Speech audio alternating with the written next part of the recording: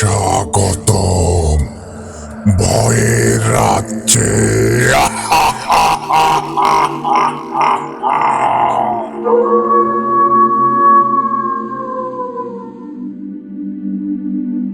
Hello guys, আসসালামু আলাইকুম and welcome to ভূত আড্ডা। শুরু হয়ে গেল ভূত আড্ডার আরও একটি নতুন এপিসোড। আর বরাবরের মতোই আপনাদের সাথে আছি আমি, ইমরান খান। আজকে যেহেতু শুক্রবার, আর শুক্রবার মানেই কিন্তু আপনার আমার সকলের প্রিয় আরিফ ভাইয়ের অসাধারণ সব ঘটনা। আজকে কিন্তু আপনারা শুনতে চলেছেন দায়ান জিনের অসাধারণ একটা মাস্টারপিস ঘটনা। আশা করছি আজকের ঘটনাটি আপনাদের অনেক অনেক বেশি ভালো লাগবে। শুরুতেই আপনাদেরকে বলে নিতে চাই, আমার আজকে হয়তো বা ঘটনাটা পড়তে একটু অসুবিধা হতে পারে, কেননা আমি এই মুহূর্তে অনেক বেশি সিক, যার জন্য আমার ঘটনা পড়তে একটু অসুবিধাই হবে। তারপরেও আমি চেষ্টা করব আপনাদেরকে যথাযথভাবে এই ঘটনাটি পড়ে শোনাতে। আশা করি আপনারা কিছুটা কনসিডার করবেন। তো মূল ঘটনায় যাওয়ার আগে আপনাদেরকে বলবো, আপনারা যারা এখনো আমাদের চ্যানেলটিকে সাবস্ক্রাইব করেননি অথচ আমাদের ঘটনাগুলো শোনেন এবং আপনারা উপভোগ করেন, তাহলে আপনাদেরকে অনুরোধ করব আপনারা খুব দ্রুত আমাদের চ্যানেলটিকে সাবস্ক্রাইব করে ফেলুন এবং পাশে থাকা বেল আইকনটি অন করে রাখুন। এর ফলে আমাদের পরবর্তী সকল আপডেট কিন্তু সবার আগে আপনাদের কাছে পৌঁছে যাবে। আর আপনারা যত তাড়াতাড়ি আমাদের 5,000 সাবস্ক্রাইবার পূর্ণ করতে পারবেন, তত তাড়াতাড়ি কিন্তু আপনাদের জন্য অপেক্ষা করছে কাভারির চীনের ঘটনা। আশা করি আপনারা খুব দ্রুত আমাদের 5,000 সাবস্ক্রাইবার হিট করে ফেলবেন। সেই সাথে আপনাদেরকে বলবো, আপনারা যারা আমাদেরকে ঘটনা পাঠাতে আগ্রহী, তাদের জন্য কিন্তু 2টি ওয়ে আছে। প্রথমত, আপনারা সরাসরি আমাদেরকে হোয়াটসঅ্যাপে নক দিতে পারেন, আর আমাদের হোয়াটসঅ্যাপ নাম্বারটি আমাদের ডেসক্রিপশন বক্সে অথবা কমেন্ট বক্সে প্রিন্ট আপ করা আছে। এছাড়াও আপনারা চাইলেই কিন্তু আমাদেরকে ইমেলের মাধ্যমেও ঘটনা পাঠাতে পারেন। আর আমাদের ইমেল অ্যাড্রেসটি হচ্ছে bhutadda.stories@gmail.com। আপনাদের জানা শোনা সেরা ভয়ঙ্কর ঘটনাগুলো আমাদেরকে লিখে কিংবা ভয়েস ক্লিপ আকারে পাঠিয়ে দিতে পারেন। তো এখন আর কথা বাড়াবো না, এবার সরাসরি চলে যাব আরিফ ভাইয়ের লেখা দায়ান জিনের ঘটনায়।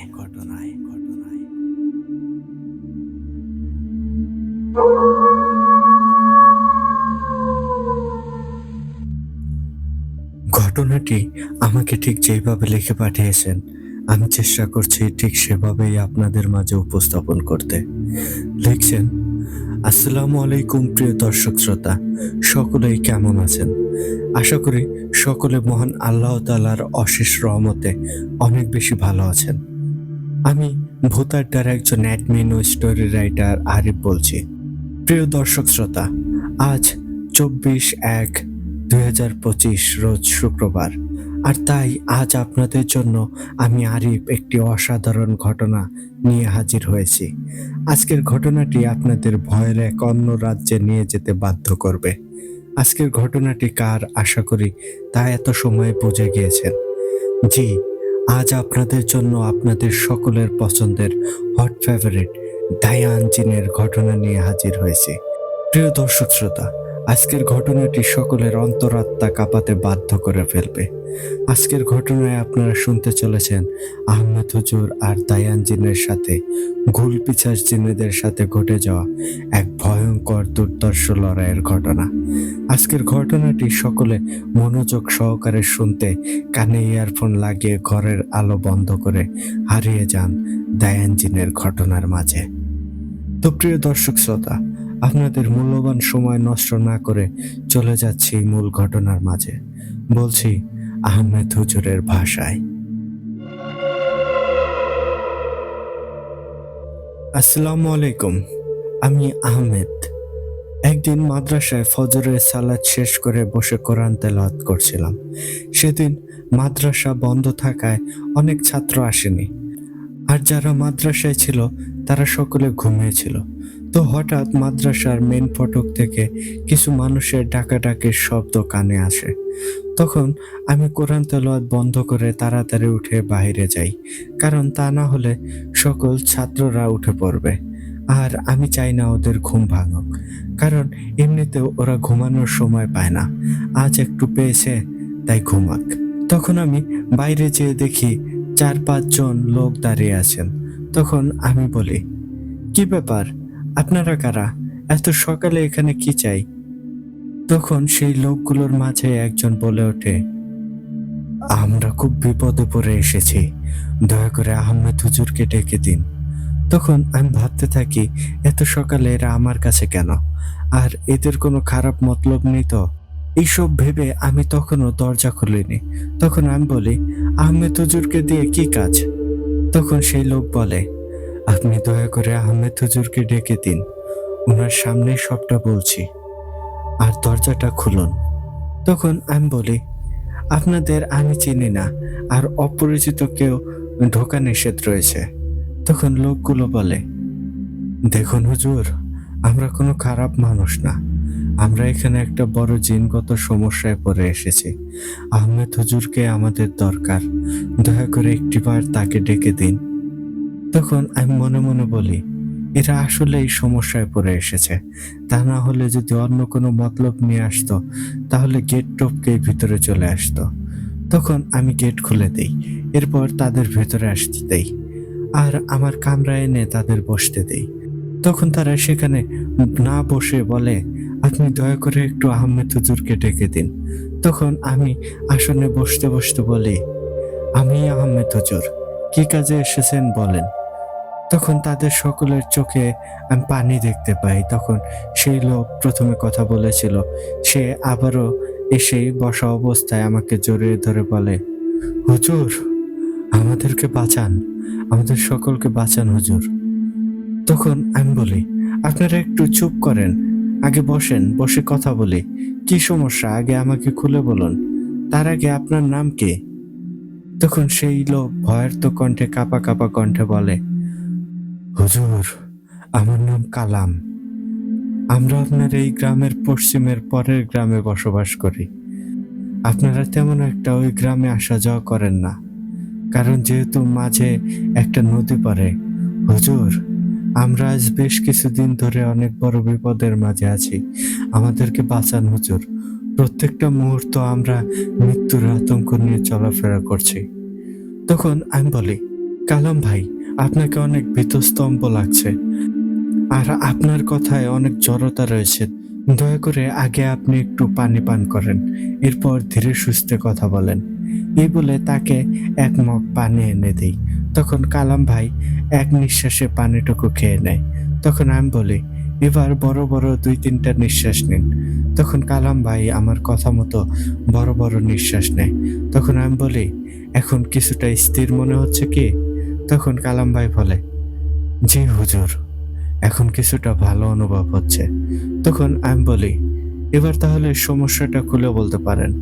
তখন কালাম ভাই কিছু বলতে নেবে, ওই সময় দায়ান আমার মাথায় বলে ওঠে, হুজুর, আপনি এই ঘটনা শুনতে পারেন, কিন্তু এই কাজ আমি করব না। আর এই কাজ দয়া করে হাতে নেবেন না, তাহলে আপনি বিপদে পড়বেন।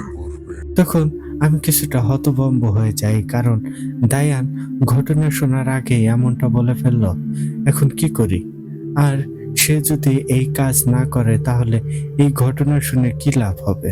তখন কালাম ভাই কিছু বলতে নিলে আমি মাথা নিচু করে বলি, কালাম ভাই, আমাকে মাফ করবেন, আমি আপনাদের এই কাজ করতে পারবো না। তখন কালাম ভাই অবাক দৃষ্টিতে আমার দিকে চেয়ে থাকেন আর বলেন, হুজুর, আপনি এখনো আমাদের কথাই শুনলেন না, তার আগেই আমাদের সাহায্য করতে মানা করে দিচ্ছেন। তখন আমি বলি, ভাই দেখুন, আমার কিছু অপারগতা রয়েছে, আমি চাইলেও সব কাজ করতে পারি না। তখন কালাম ভাইয়ের সাথে থাকা বাকিরা এসে কেউ আমার হাত, কেউ আমার পা ধরে বলে, হুজুর, দয়া করে ফিরাবেন না, অনেক আশা নিয়ে আপনার কাছে এসেছি। আমাদের দিকে না তাকিয়ে আমাদের ছোট্ট ছোট্ট সন্তানদের মুখের দিকে চেয়ে হলেও এই কাজটা করুন হুজুর। হুজুর, আমাদের ছোট্ট ছোট্ট নিষ্পাপ শিশুরা সেই শয়তানের হাতে মারা যাচ্ছে, দয়া করে আমাদেরকে বাঁচান হুজুর। তখন আমি কি করব বুঝে উঠতে পারছিলাম না। তখন আমি নিজেকে নিজে প্রশ্ন করি, আহমেদ, কোন সংকটে পড়লি? না পারছিস এদের মানা করতে, না পারছিস দায়ানের কথার বাইরে যেতে। তখন আমার নিজের ভিতর থেকে একটা কথা আসে, আহমেদ, দায়ান তো তোকে বলেছে তুই সমস্যাটা শুনতে পারিস, সে কাজ করবে না, কিন্তু সমস্যা শুনতে তো বারণ করেনি। তখন আমি নিজেকে বলি, আসলেই তো, আমি একবার সমস্যাটা শুনে দেখি। তখন আমি বলি, কালাম ভাই, আগেই বলে নিচ্ছি, যদি আমার দ্বারা সম্ভব হয় তবেই আমি আপনাদের এই কাজ করব, তা না হলে আমাকে জোর করতে পারবেন না। এই শর্তে রাজি হলে সমস্যাটা খুলে বলতে পারেন। তখন কালাম ভাই কিছুটা সময় চুপ করে থাকেন, এরপর বলতে শুরু করেন, হুজুর, সমস্যাটা আজ থেকে ৫-৬ দিন আগে থেকে শুরু হয়েছে। শুরু হয়েছে বলতে নিজেদের পাপের জন্যই শুরু হয়েছে। তখন আমি বলি, সমস্যা কি খুলে বলেন, তা না হলে এসবের কোনো মানে বুঝতে পারছি না। তখন কালাম ভাই বলে, হুজুর, আমাদের গ্রাম আর পরের গ্রাম, ২ গ্রামের একটি কবরস্থান। যত মানুষজন মারা যায় সকলে ওই কবরস্থানেই দাফন করা হয়। আর কবরস্থানটিতে প্রবেশের ২টা পথ ছিল। সেই পথের একটি পথ ছিল অপর গ্রামের মানুষদের প্রবেশের জন্য, আরেকটি আমাদের গ্রামের প্রবেশের জন্য। কিন্তু আজ থেকে ৭০-৭৫ বছর আগে কোনো এক অজ্ঞাত কারণে ওই গ্রামের লোকেদের প্রবেশ পথটি বন্ধ করে দেওয়া হয়, যা আমাদের প্রজন্মের কেউ আমরা জানি না। তো সেই থেকে ২ গ্রামবাসী আমাদের এই একটি পথে ব্যবহার করার সিদ্ধান্ত হয়, আর সেই মোতাবেক সকলে সেই পথটিরই ব্যবহার করে। কিন্তু বিপত্তি ঘটে আজ থেকে ৬ দিন আগে। হঠাৎ করেই আমাদের পরের গ্রামের প্রধান মারা যায়। তখন আমরা সহ সকলে প্রচণ্ড শোকাহত হই। সকলে সেখানে যেয়ে তার লাশ দেখে আসি। এরপর জানাজা পড়াই, কবরও খোঁড়া হয়ে যায়। কিন্তু সমস্যা বাধে একটা জায়গায় এসে। সেই প্রধানের ছেলে হুট করে বলে বসে, তাদের পাশের কবরস্থানের যেই গেট আছে, তারা সেই গেটটি খুলে দেবে। আর তাতে তাদের কবরস্থান ব্যবহার করতে সুবিধা হবে। আর তারা প্রতিদিন এসে তাদের বাবা ও আত্মীয়দের জন্য দোয়াও করতে পারবে। সাথে তাদের গ্রামের লোকজন মারা গেলে তারা এদিক দিয়েই আসা যাওয়া করতে পারবে, তাদের আর ঘুরে আসতে হবে না। তখন ওই গ্রামের কিছু লোক বলে, না, এটা খুলে দিলে আমাদের সকলের জন্য অনেক উপকার হবে। আর এই গেটটা বন্ধ থাকায় আমাদের গ্রামের এই পথটি জনমানবহীন হয়ে থাকে। যখন এটি খুলে দেওয়া হবে, ধীরে ধীরে মানুষজন আসতে আসতে এই পথটি জনসমাগমে পরিপূর্ণ হয়ে উঠবে। আর আমাদের পথটি বন্ধ থাকায় ওই গ্রামের পথ দিয়ে বেশিরভাগ মানুষ আসা যাওয়া করে। এতে আমাদের গ্রামের অনেক মানুষ তাদের গ্রামে হাট বাজার করতে যেতে হয়। এতে তাদের মুনাফা হয়। আর এই পথ খুলে দিলে আমাদের গ্রামের মানুষ তাদের গ্রামে যাবে, আবার তাদের গ্রামের ওই দিককার মানুষ আমাদের গ্রামে আসবে। তখন আমাদের গ্রামে আমরা কিছু লোক বলি, আপনারা একজন সম্মানী ভালো মানুষের লাশ সামনে রেখে লাভ ক্ষতির হিসাব কষাকষি শুরু করে দিয়েছেন। তখন ওই গ্রামের কিছু লোক বলে, লাভ ক্ষতি কষা ছাড়া জীবনে চলা যায় না। সেই সময় তাদের গ্রামের আবার কিছু লোক বলে, এই দিকটা খোলাটা ঠিক হবে না, কারণ এই দিকে ব্যবহার না করতে করতে এখানকার ঘাস লতাপাতা ও গাছ অনেক বড় বড় হয়ে গিয়েছে, আর এইসব করতে অনেক সময় লাগবে। সাথে এখানকার কবরগুলো কেমন পুরনো হয়ে গিয়েছে, তার থেকে যেদিকে আছে সেদিকটাই ব্যবহার করা ভালো হবে। তখন ওই অপর পক্ষ বলে, কি, ওই গ্রামের লোকেরা কি টাকা খাইয়েছে নাকি? তখন এরকম উল্টোপাল্টা কথায় তাদের গ্রামের ২ পক্ষ ও আমাদের গ্রামের এক পক্ষ মিলে ত্রিমুখী সংঘর্ষ বেঁধে যায়। এতে বহু মানুষ আহত হয়, আর ২-৩টা ছোট বাচ্চাও নিহত হয়। তবে সবগুলো বাচ্চা ছিল তাদের গ্রামের। আর এভাবে বেশ কিছু সময় যাওয়ার পর আমাদের গ্রামের প্রধান বলে, যেটা আপনাদের ভালো হয় সেটাই করেন। আর তখন গ্রামের সকলে সেখান থেকে চলে আসে। আর ওইদিকে ওই গ্রামের মানুষদের মাঝে ২ ভাগে ভাগ হয়ে যায়। এরপর তারা কবরস্থানে তাদের পাশের গেটটা খুলে দেয়। কিন্তু সেখানকার অবস্থা ছিল খুবই জরাশীর্ণ। সেখানকার গাছপালা এতটাই বড় ও ছড়িয়ে গিয়েছিল, যার দরুন সেখানে সূর্যের আলো পৌঁছাতে পারছিল না। দিনের বেলাতেও জায়গাটি একদম ভয়ঙ্কর হয়ে উঠছিল। তখন সেখানে থাকা একদল বলে, এখানকার সব জড় লতাপাতা পরিষ্কার করতে হবে আর বড় বড় গাছগুলো কেটে ফেলতে হবে। তখন সেই গ্রাম প্রধানের ছেলে মানে পরের গ্রাম প্রধান বলে, তাহলে গাছগুলো কেটে ফেলার ব্যবস্থা করা হোক। তখন তারা দিনে দিনে সব গাছ কেটে ফেললো। আর সবচেয়ে বড় সেই কবরস্থানের মেহগিনি গাছ যেটি ছিল, সেই গাছটিও তারা কেটে ফেললো। আর ওই গাছটি ছিল আমাদের ও তাদের গ্রামের মধ্যবর্তী স্থান। কিন্তু গাছটি তাদের গ্রামের সীমানায় পড়েছিল। মানে ওই গাছটির পর থেকেই আমাদের গ্রাম শুরু হয়। তখন দিনে দিনে সকলে গাছ কেটে তারা কবরস্থান পুরো ফাঁকা ময়দান বানিয়ে ফেলে। একটি গাছও তারা রাখেনি। এরপর থেকেই শুরু হয় সমস্যা।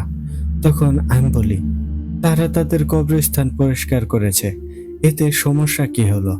তখন কালাম ভাই বলে, হুজুর, জানি না কি সমস্যা, কি এর থেকে কি শুরু হয়েছে, কিন্তু এরপর সেই রাতে হঠাৎ আমাদের কাছে খবর আসে তাদের গ্রামের 2টা শিশুকে পাওয়া যাচ্ছে না। তখন আমরা সকলে মিলে একটা বৈঠক ডাকি। তখন সকলে সেখানে উপস্থিত হলে আমরা বলি, ওরা কি বলতে চাইছে? তখন কিছু লোক বলে, যতটুকু খবর পেলাম ওরা নাকি বলাবলি করছে আমরা শত্রুতা করে ওদের গ্রামের বাচ্চাদের ধরে নিয়ে এসেছি। তখন আমরা সকলে প্রচন্ড ক্ষিপ্ত হয়ে যাই, কারণ আমরা যা করিনি তা নিয়ে আমাদের দোষারোপ দিলে তো আর চলবে না।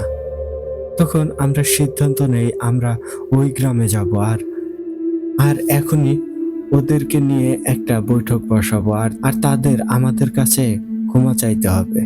তখন আমাদের গ্রামের প্রধান সুমন চাচা সেখানে চুপ করে বসে থাকে। তখন আমরা বলি, কি ব্যাপার চাচা, আপনি এমন চুপ করে থাকলে হবে? চলেন ওদের গ্রামে যে ওদের এই মিথ্যা অভিযোগের বিচার করে আসতে হবে, তা না হলে ওরা পরে আমাদের উপর আরো বড় দোষারোপ চাপিয়ে দেবে। তখন সুমন চাচা বলে, এত মাথা গরম করে লাভ নেই, যা করার সকালে করা যাবে। এখন ওখানে এত রাতে যাওয়া ঠিক হবে না, আর ওদের এখন মাথা গরম হয়ে আছে, গেলে ঝামেলা বাঁধতে পারে। তার থেকে বরং সকালে যাওয়া যাক। তখন আমরা সকলে সুমন চাচার কথা মতোই যে যার বাড়িতে চলে আসি। এরপর সকাল হতেই আমরা সকলে নির্ধারিত জায়গায় চলে আসি। এরপর সুমন চাচাও চলে আসে। আর একটা সময় আমাদের গ্রামের কয়েকজন লোক পাঠাই ওদেরকে ডেকে আনতে। তখন তারা চলে যায়। আর বেশ কিছু সময় পর তারা আহত রক্তাক্ত অবস্থায় ফিরে আসে। তখন এসব দেখে আমাদের প্রচন্ড রাগ হয়। তখন আমরা জিজ্ঞেস করি কি হয়েছে ওদের। তখন ওরা বলে, আমরা যে ওই নতুন প্রধান মিজান সাহেবকে বলি, ভাইজান, আপনাকে আমাদের সুমন চাচা ডেকেছে, আর কিছু কথা আছে আপনাদের বাচ্চা হারানো নিয়ে। তখন তারা আমাদের উপর প্রচন্ড ক্ষিপ্ত হয়ে যায় আর বলে, তোরা আমাদের গ্রামের বাচ্চাদের মেরে কবরস্থানে ফেলে গিয়েছিস, আর সেখানে জন্তু জানোয়ার আমাদের গ্রামের বাচ্চাদের ছিঁড়ে ছিঁড়ে খেয়েছে। এসব বলে আমাদের লাঠিপেটা করতে শুরু করে। এভাবে আমাদের বেশ কিছু সময় মারার পর ওই মিজান সাহেব বলে, ওদের এবারের মতো ছেড়ে দে। তখন তারা আমাদের পিটানো বন্ধ করে। তখন মিজান সাহেব বলে, এইবারের মতো ছেড়ে দিলাম, এরপর যদি আমাদের গ্রামে প্রবেশ করিস বা আমাদের গ্রামের কোনো বাচ্চার ওপর নজর ফেলিস, তাহলে তোদের পুরো গ্রাম জ্বালিয়ে দেব। তখন এইসব শুনে আমাদের গ্রামে আমরা সকলে রেগে যাই আর একটা পর্যায়ে সকলে লাঠিসোঁটা নিয়ে ওই গ্রামের দিকে যাওয়ার সিদ্ধান্ত নিলাম। সুমন চাচা তখন আমাদেরকে আটকে দেন আর বলেন, যা হবার হয়েছে, ওরা কুকুরের মতো কাজ করলে আমরাও কি তাই করব নাকি? ওদের যা করার করুক, আমরা ওদের ধারে কাছেও ঘেসবো না। ওদের গ্রামে আমাদের কেউ যাবে না। তখন আমি বলি, এরকমটা চললে ওরা একের পর এক অপবাদ আমাদের দিয়ে যাবে, আর যা আমরা করিনি তার দোষারোপ কেন নেব? তখন সুমন চাচা বলে, ওরা দোষারোপ দিলে কি হবে? উপরে একজন তো আছে, সব দেখছেন, আর ওরা যা করছে তার ফল ওরা ভোগ করতে শুরু করেছে। তখন আমি বলি, মানে বুঝলাম না, কি ভোগ করা শুরু করেছে? তখন সুমন চাচা বলে, এত কিছু বোঝার দরকার নেই, কিছু জিনিস না বোঝাই ভালো। বলে সুমন চাচা সেখান থেকে উঠে চলে যায়। আর যেতে যেতে বলে, ভুলেও কেউ ওই গ্রামে যাবি না, আর ওদের সাথে কোনো ঝামেলায় জড়াবি না। তখন আমরা সেদিনের মতো আর কিছু করি না, সকলে যে যার মতো বাড়িতে চলে যাই। পরদিন উঠে কাজে যাব এমন সময় হঠাৎ খবর আসে, আবার নাকি পরের গ্রামের 3টা বাচ্চা ও 2জন বড় মানুষকে পাওয়া যাচ্ছে না। এরপর আমরা ধীরে ধীরে সকলে সুমন চাচার বাড়ির উদ্দেশ্যে রওনা করি। আর একটা সময় আমরা সকলে মিলে সেখানে উপস্থিত হই। এরপর যেই সুমন চাচা কিছু বলতে যাবে, তখনই পরের গ্রামের বেশ খানেক লোক লাঠিসোঁটা নিয়ে সেখানে উপস্থিত হয়। এরপর সেই মিজান সাহেব সামনে এসে বলে, সুমন চাচা, আপনাকে অনেক ভালো মানুষ মনে করেছি, কিন্তু আপনি এরকম কাপুরুষের মতো পিছন থেকে আঘাত করা শিখছেন কোথা থেকে? তখন সুমন চাচা বলে, বাবা, কথাবার্তা একটু হুঁশ করে বলিও। আমি কিন্তু তোমার বাবার বন্ধু, সুতরাং হিসাব কিতাব করে কথা বলল। তখন মিজান সাহেব বলে, হিসাব কিতাবের কিছুই নেই। আপনারা গতকাল আমাদের গ্রামের 2টা ছোট শিশুকে হত্যা করেছেন, আজ আবার 3টা শিশু 2টা ভাইকে উধাও করে ফেলেছেন। ভালোয় ভালোয় তাদের ছেড়ে দিন, নয়তো বিষয়টা ভালো হবে না, অনেক ভয়ঙ্কর হবে।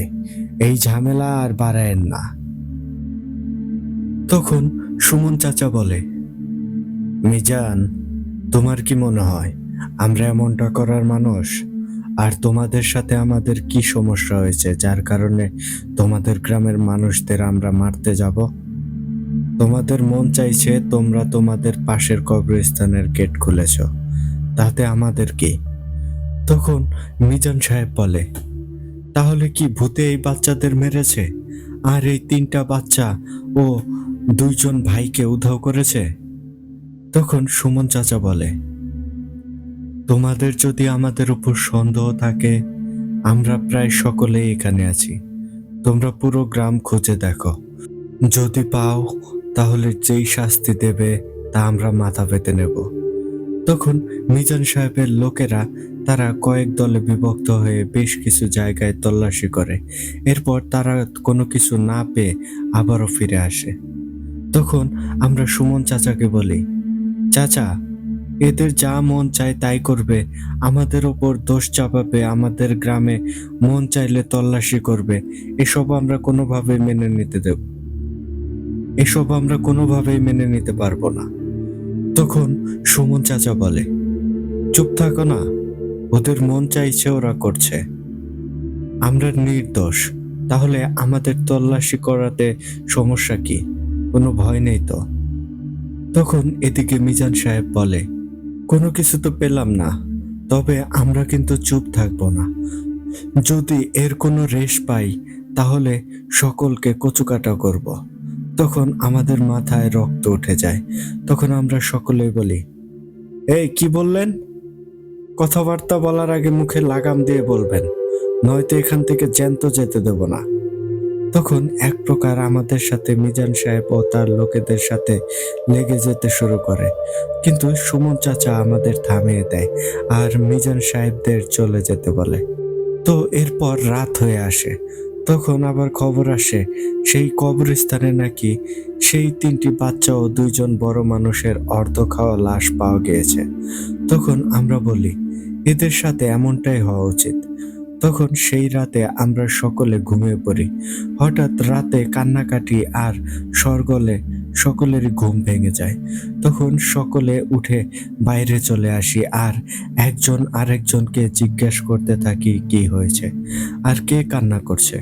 তখন কয়েকজন বলে, কে কান্না করছে জানি না, তবে দেখলাম সুমন চাচার বাড়ির দিকে দৌড়ে গেল। তখন বাড়ির সকল পুরুষেরা সেই দিকে যাই, আর সেখানে যেতেই দেখি আমাদের গ্রামের মনিরের বউসহ আরো কয়েকজন কান্না করছে। তখন সুমন চাচাও বেরিয়ে আসে।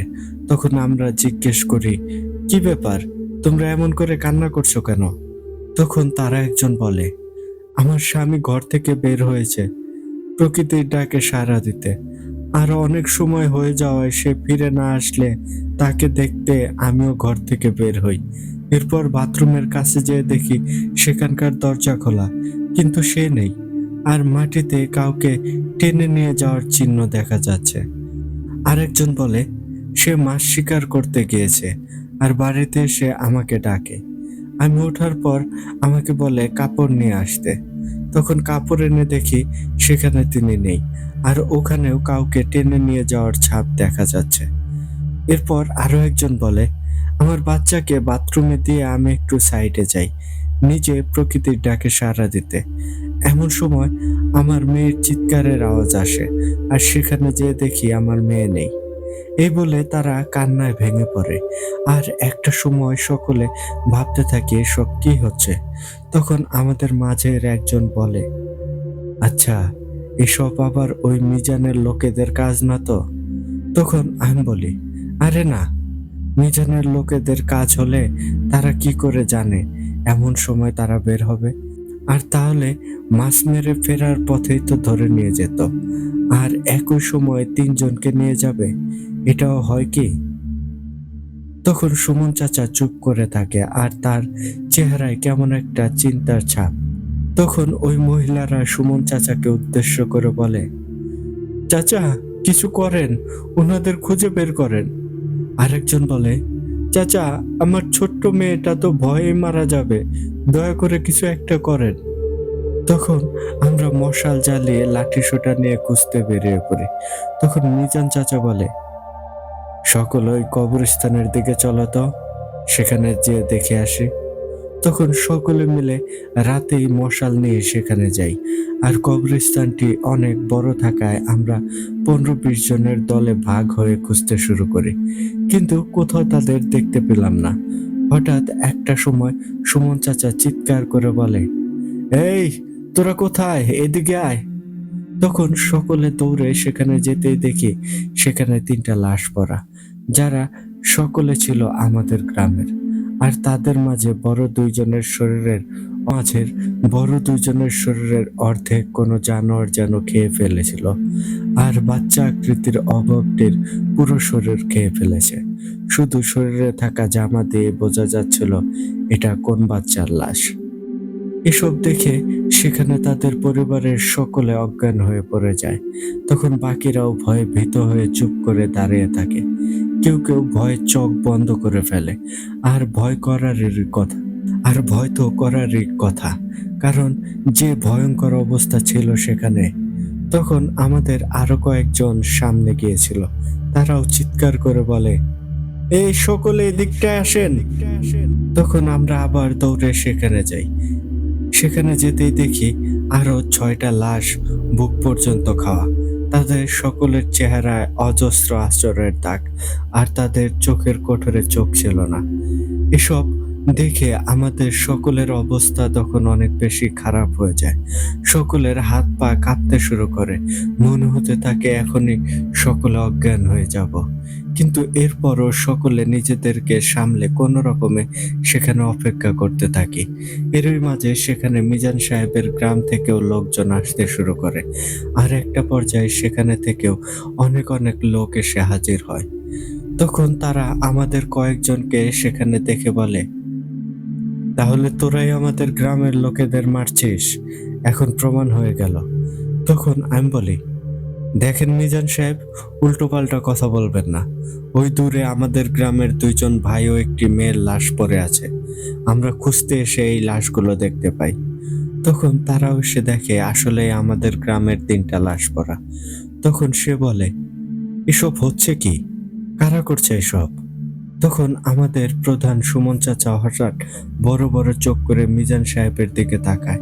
এরপর কোনো কথা না বলে সেখান থেকে ফিরে হেঁটে চলে আসতে থাকে, আর আমাদেরকে বলে লাশগুলো এবং অজ্ঞান হওয়া মানুষদের ওদের নিয়ে গ্রামে ফিরে আয়। তখন আমরা আমাদের লাশ ও অজ্ঞান হয়ে যাওয়া ওই ভাবিদের কোনো রকমে ধরাধরি করে গ্রামে নিয়ে আসি। এরপর সকলে ওই সময় ওনাদের কোনো মতে গোসল দিয়ে দাফন কাজ সম্পন্ন করি।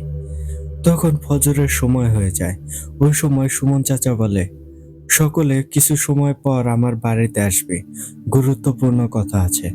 এরপর সকলে কোনো রকমে বাড়ি যেয়ে ভয় নিয়ে ভাবতে থাকি, এসব কি দেখলাম। তখন তখন সকালের আলো ভালোভাবে ফোটার পর পুরো গ্রামবাসীর সকলে মিলে সুমন চাচার বাড়িতে জড়ো হই। এরপর অনেকে নিজেদের মতো বলাবলি করতে থাকে। কোনো হায়নার দল বা বাঘ সিংহের কাজ হতে পারে। এমন সময় সুমন চাচা ঘর থেকে বেরিয়ে আসেন, তারপর বলেন, তোমরা এসব কথা বলা বলি বন্ধ করো। তখন সকলে চুপ হয়ে যায়। এরপর সুমন চাচা বলে, আমাদের গ্রামে পাহারা বসাতে হবে, আর রাতে সকলে চোখ কান খোলা রাখতে হবে। কেউ বাথরুমে গেলে একজন কিংবা দুইজন যাবে না, অন্তত কম করে হলেও 5 জন মিলে একসাথে যাবে। তখন আমরা বলি, চাচা, আপনি হঠাৎ এমনটা বলছেন কেন? আপনি কি কিছু বুঝতে পেরেছেন? তখন সুমন চাচা বলে, এখানে বোঝাবুঝির কি আছে? আমাদের গ্রামের মানুষ মারা গিয়েছে, আর যাতে কারো কোনো ক্ষতি না হয় সেই জন্য গ্রামে পাহারা দিতে হবে। আর আমি দেখছি কেন এমনটা হচ্ছে। তখন সকলে সেখান থেকে চলে আসি। এরপর সকলে সেদিন ধারালো অস্ত্রপাতি ঠিক করে রাখতে শুরু করি। বাঁশ ও লাঠি সোঁটাও গুছিয়ে রাখি। এরপর রাত হতেই আমরা 10 জন করে 7 দলে বিভক্ত হয়ে এক এক দল এক এক দিকে পাহারা দিতে শুরু করি। প্রথম কয়েক ঘন্টা ভালোই গিয়েছে। হঠাৎ একটা সময় একদল চিৎকার করতে থাকে। তখন বাকি সকল দল সেদিকে যেতে শুরু করে। আর সেখানে যেতেই তারা বলে, শাহিনকে পাওয়া যাচ্ছে না, আর ওর হাতের বাঁশ মাটিতে পড়া পেয়েছি। তখন আমরা বলি, ও ছিল কোথায়? তখন একজন বলে, ও প্রকৃতির ডাকে সাড়া দেবে বলে একটু সামনে যেতে থাকে। তখন আমি বলি, দাঁড়া, আমিও আসছি। ওই সময় শাহিন বলে, আসতে হবে না, আর আমি দূরে যাচ্ছি কোথায়? আর আমি তো দূরে যাচ্ছি না, তোরা এখানেই থাক। এই বলে ও ঝোপের কাছে যেয়ে বসে। আর আমি পিছন ঘুরতেই হঠাৎ ওর চিৎকারের আওয়াজ পাই। তখন সকলে ওদিকে চলে আসি, আর দেখি ওর লাঠি পড়ে আছে, কিন্তু ও নেই। আর ঝোপের লতা পাতা ঝরে পড়ে আছে, মনে হয় কিছু একটা ঝোপের মাঝে টেনে নিয়ে গিয়েছে। তখন আমি বলি, কোনো রক্ত আছে কিনা দেখো তো। তখন আমরা হ্যারিকেনের আলোয় দেখি সেখানে কোনো রক্তর দাগ নেই। এরপর আরেক দল উল্টো পথ থেকে এসে বলে, তাদের সাথে মিরাজকেও নাকি পাওয়া যাচ্ছে না। পানি খাবে বলে একটি বাড়ির দিকে এগিয়ে যায়। আর অনেক সময় হয়ে যাওয়ার পরও ফিরে না আসলে ওই বাড়ির দিকে এগিয়ে যেতেই মাঝপথে ওর হাতের দা পড়ে থাকতে দেখি, আর মাটিতে কাউকে ছেঁচড়ে নিয়ে যাওয়ার দাগ দেখি। তখন আমরা নিজেরা বলাবলি করতে থাকি, এসব কি হচ্ছে আমাদের গ্রামে। তখন একজন বলে, দ্রুত সুমন চাচাকে খবরটা জানাতে হবে, চল, ওখানেই চল। তখন সকলে মিলে সেখানে যেয়ে দেখতে পাই সেখানে আমাদের গ্রামের কয়েক ভাই মিলে কান্না করছে। তখন আমরা বলি, কি ব্যাপার, আপনারা কান্না করছেন কেন? তখন তারা কেউ বলে তাদের বউকে কিছু একটা টেনে নিয়ে গেছে, আবার কেউ বলে তাদের বাচ্চাকে খুঁজে পাচ্ছে না। তখন আমরা বলি, চাচা, আমাদের 2 দলের 2 জনকে খুঁজে পাওয়া যাচ্ছে না। তখন সুমন চাচা সকলকে উদ্দেশ্য করে বলে, তোমরা কি কেউ একা হয়েছিলে?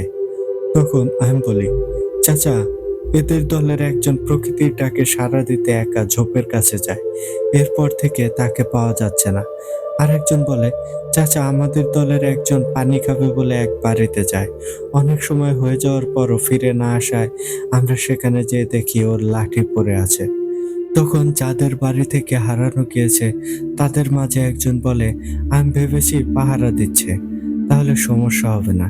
এই ভেবে আমার স্ত্রীকে নিয়ে বাইরে যাই, সে বাথরুমে যাবে বলে। এরপর সে বাথরুমে গেলে আমি একটু পাশে যে প্রকৃতির ডাকে সাড়া দেই। এরপর এসে দেখি সে নেই।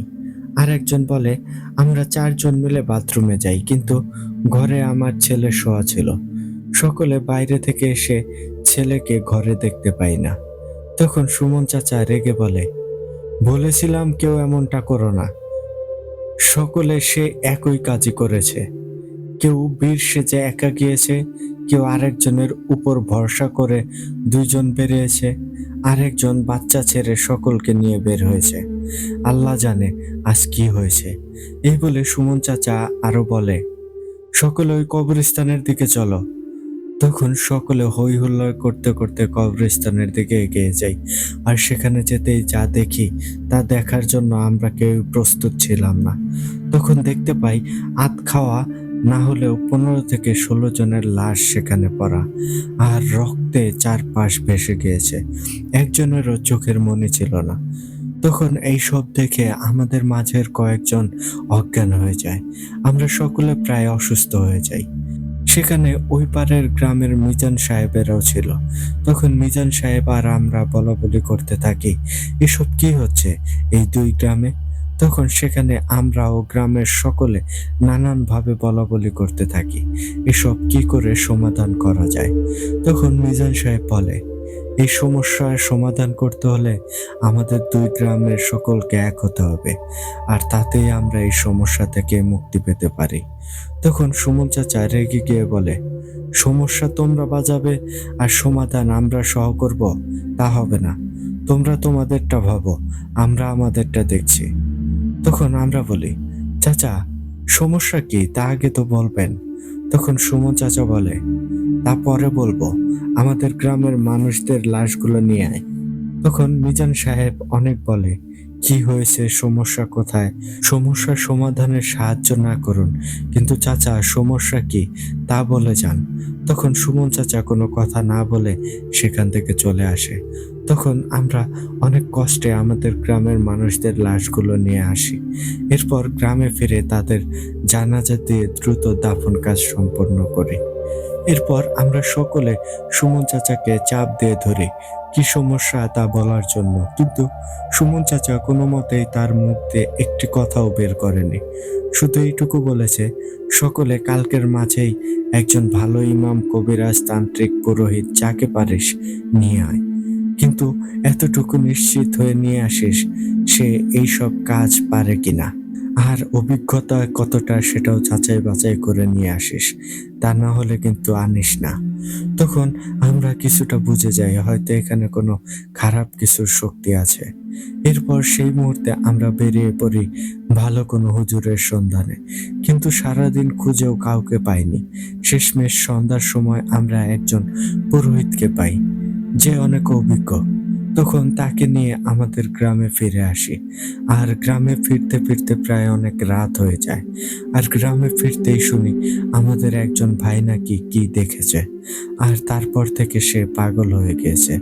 সে কারোর সাথে কথা বলছে না, আর চারপাশে ঘুরে ঘুরে তাকিয়ে ভয়ে কেঁপে কেঁপে উঠছে। তাকে নাকি অনেকজন মিলে জিজ্ঞেস করেছে, কিন্তু সে নাকি কোনোভাবেই কোনো কথাই বলেনি। এরপর একটি বন্ধ ঘরে নাকি তাকে বন্ধ করে রাখা হয়েছে।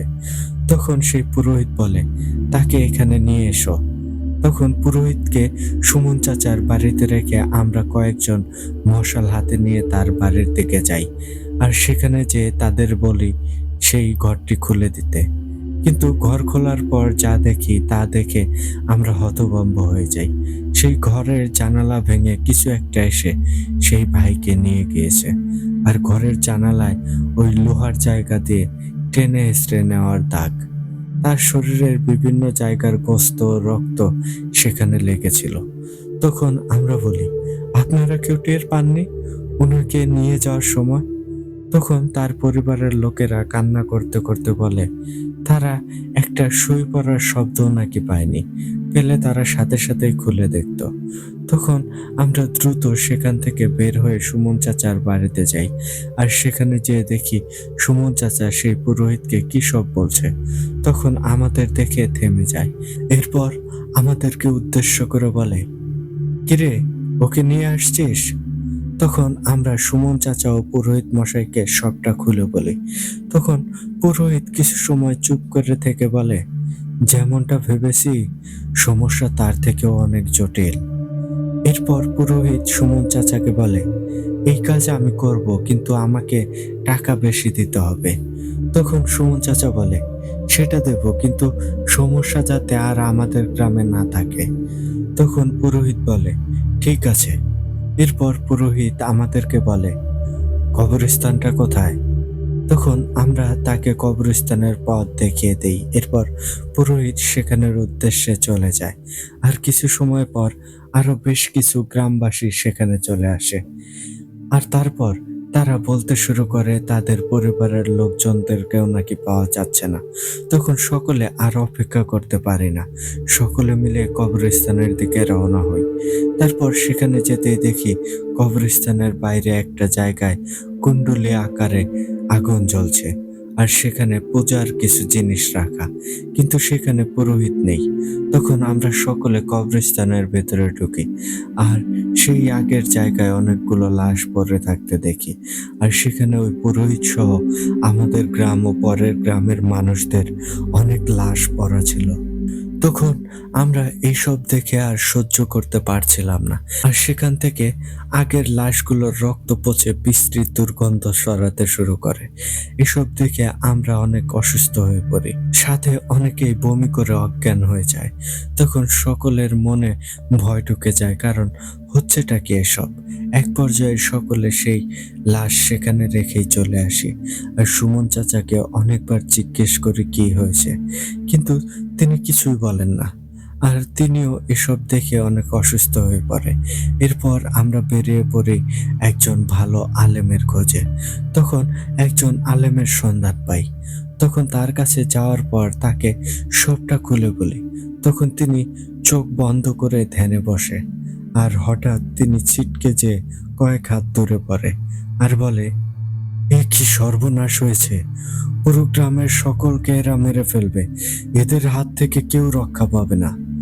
তখন আমরা তাকে নানানভাবে জিজ্ঞেস করি সমস্যাটা কি হয়েছে, কিন্তু তিনি ভয়ের কারণে কথাই বলতে পারছিল না। তখন আমাদের তিনি তাড়িয়ে দেয়। আমরা তাকে অনেক জিজ্ঞাসা করি কি হয়েছে, আর আমাদের সাহায্য করতে বলি। সে একটাই কথা বলে, আমি তো দূরের কথা, আমার বাপ দাদারা আসলেও এই সমস্যার সমাধান করতে পারবে না, আপনারা দয়া করে এখান থেকে চলে যান। তখন আমরা অনেকটা আশাহত হয়ে সেখান থেকে বেরিয়ে আসতে নিলে তিনি একটা কথা বলে, আপনারা একবার আহমেদ হুজুরের কাছে যেয়ে দেখতে পারেন, যদি এই কাজ কেউ করতে পারে তাহলে একমাত্র তার দ্বারাই সম্ভব, তাছাড়া কেউ আপনাদের এই অভিশাপ থেকে মুক্ত করতে পারবে না। এরপর ওই হুজুরের কাছ থেকে আপনার ঠিকানা নেই, আর একটি মুহূর্ত কাল বিলম্ব না করে আমরা এখানে চলে আসি। তখন আমি সবটা শুনে চুপ করে থাকি, আর নিজেকে নিজে বলি সবটাই বুঝলাম। আর শেষে ওই হুজুরের কথার দ্বারা এটাও বুঝলাম এখানে শয়তান দ্বারা সমস্যা সৃষ্টি হয়েছে, কিন্তু এই শয়তান কারা, আর এমন করে দুই গ্রামের মানুষদের মারছেই বা কেন? আর তার থেকেও বড় কথা, দায়ান কেন এই কাজে এমন করে অমত পোষণ করলো? তখন এসব ভাবা অবস্থায় কালাম ভাই সহ সকলে আমার পা ধরে বসে আর বলে, হুজুর, সারা জীবন আপনার কৃতদাস হয়ে থাকবো, এরপরও দয়া করে আমাদের সাহায্য করুন। আমাদের গ্রামটি ধীরে ধীরে মরুভূমিতে রূপান্তরিত হচ্ছে। তখন আমি কিছুটা নিরাশ হয়ে বলি, ভাই, সবটা শুনলাম, কিন্তু আমাকে সময় দিন, আমি এই বিষয়ে একটু ভাবতে হবে। আর আপনারা এখন গ্রামে ফিরে যান, যদি আমার দ্বারা সম্ভব হয় তাহলে আমি নিজেই আসব। তখন তারা কোনো মতে আমাকে ছাড়া গ্রামে ফিরে যাবে না। তখন আমি তাদের অনেক বুঝিয়ে কোনোভাবে গ্রামে ফেরাতে রাজি করাতে পারিনি। তখন একটা সময় আমি বাধ্য হয়ে বলে ফেলি, আমি এই কাজ করব, আপনারা এখন গ্রামে ফিরে যান, আমি সময় মতো চলে আসব। তখন তারা আমার থেকে না হলেও 10 বার বলায়, হুজুর, আপনি আসবেন তো? তখন আমি তাদের বলি, ভাই, মুসলমান হলে জবান বিশ্বাস করবেন, যেহেতু একবার বলেছি আসবো, তাহলে আল্লাহ যদি এর আগে আমাকে মৃত্যু না দেয় তাহলে অবশ্যই আসবো, আপনারা ফিরে যান। তখন তারা আমার কথায় বিশ্বাস করে গ্রামে ফিরে যায়। তখন আমি বসে ভাবতে থাকি আসলে সমস্যা সৃষ্টি হয়েছে কিসে থেকে। তখন আমার মাথায় আসে রাশেদকে একবার ডেকে দেখলে কেমন হয়, হয়তো সে এই বিষয়ে জানতে পারে কিছুটা, হয়তো আমাকে সাহায্য করতে পারে আসলে মূলত সমস্যাটা কোথায় থেকে উৎপত্তি। তখন আমি মনে মনে রাশেদকে স্মরণ করতেই রাশেদ সেখানে এসে উপস্থিত। তখন আমি রাশেদকে বলি, ভাই, যা শুনেছেন এর বৃত্তান্ত কি? আমাকে খুলে বলতে পারবেন? আর কেন এমনটা হলো? এর প্রতিকার কি? তখন রাশেদ কিছু সময় চুপ করে থাকে। তার চোখ মুখে একটা হতাশার ছাপ। তখন আমি বলি, কি ব্যাপার রাশেদ? কোনো সমস্যা? এমন হয়ে আছেন কেন? তখন রাশেদ বলে, হুজুর, যে সমস্যা, এই সমস্যার সমাধান করা এত সহজ ব্যাপার নয়। আর যেখানে দায়ান ভাই কাজ করতে মানা করেছে, সেখানে এই রাক্ষসগুলোর সাথে পেরে ওঠা সম্পূর্ণই অসম্ভব। তাই আবেগ দিয়ে কাজে এক করে ফেলেছেন হুজুর। তখন আমি বলি, আরে ভাই, আবেগ না বিবেক দিয়ে করেছি। আরে ভাই, আবেগ না বিবেক দিয়ে করেছি, সেটা আগে সমস্যা খুলে বলুন, তারপর না হয় বোঝা যাবে। তখন রাশেদ বলে, হুজুর, এই সমস্যা আজ থেকে 100 বছর পুরনো। আজ থেকে 100 বছর আগে এই দুই গ্রাম একই গ্রাম ছিল। তখন সেই সময় এই গ্রামের প্রধানও একজনই ছিল। আর যেই সুমনের কথা শুনছেন, এই সুমন ছিলেন ওই গ্রামের প্রধানের ছোট ছেলে। আর মিজান যার নাম শুনেছেন, সে হচ্ছে ওই প্রধানের নাতি। মানে মিজানের বাবা মতিন ছিলেন ওই প্রধানের বড় ছেলে। তখন আমি বলি, তাহলে মতিন আর সুমন এরা দুই ভাই, আর মিজান হচ্ছে সুমনের ভাতিজা। তখন রাশেদ বলে, হ্যাঁ হুজুর, এরা আপন চাচা ভাতিজা। তখন আমি বলি, তাহলে এরা একে অপরকে চেনে না কেন? তখন রাশেদ বলে, হুজুর, একটু ভুল আছে আপনার কথায়। একে অপরকে চেনে না নয়, সুমন ঠিকই চেনে মিজান তার ভাতিজা। কিন্তু মিজান জানে না সুমন তার আপন চাচা। মিজান জানে সুমন তার বাবার ভালো বন্ধু, কিন্তু এটা শুধুমাত্র মতিন সাহেব তার ছেলেকে বলে গিয়েছেন। ওই গ্রামের প্রধান আমার খুব ভালো বন্ধু, আর কখনোই তার সাথে যাতে কোনো খারাপ আচরণ না করে।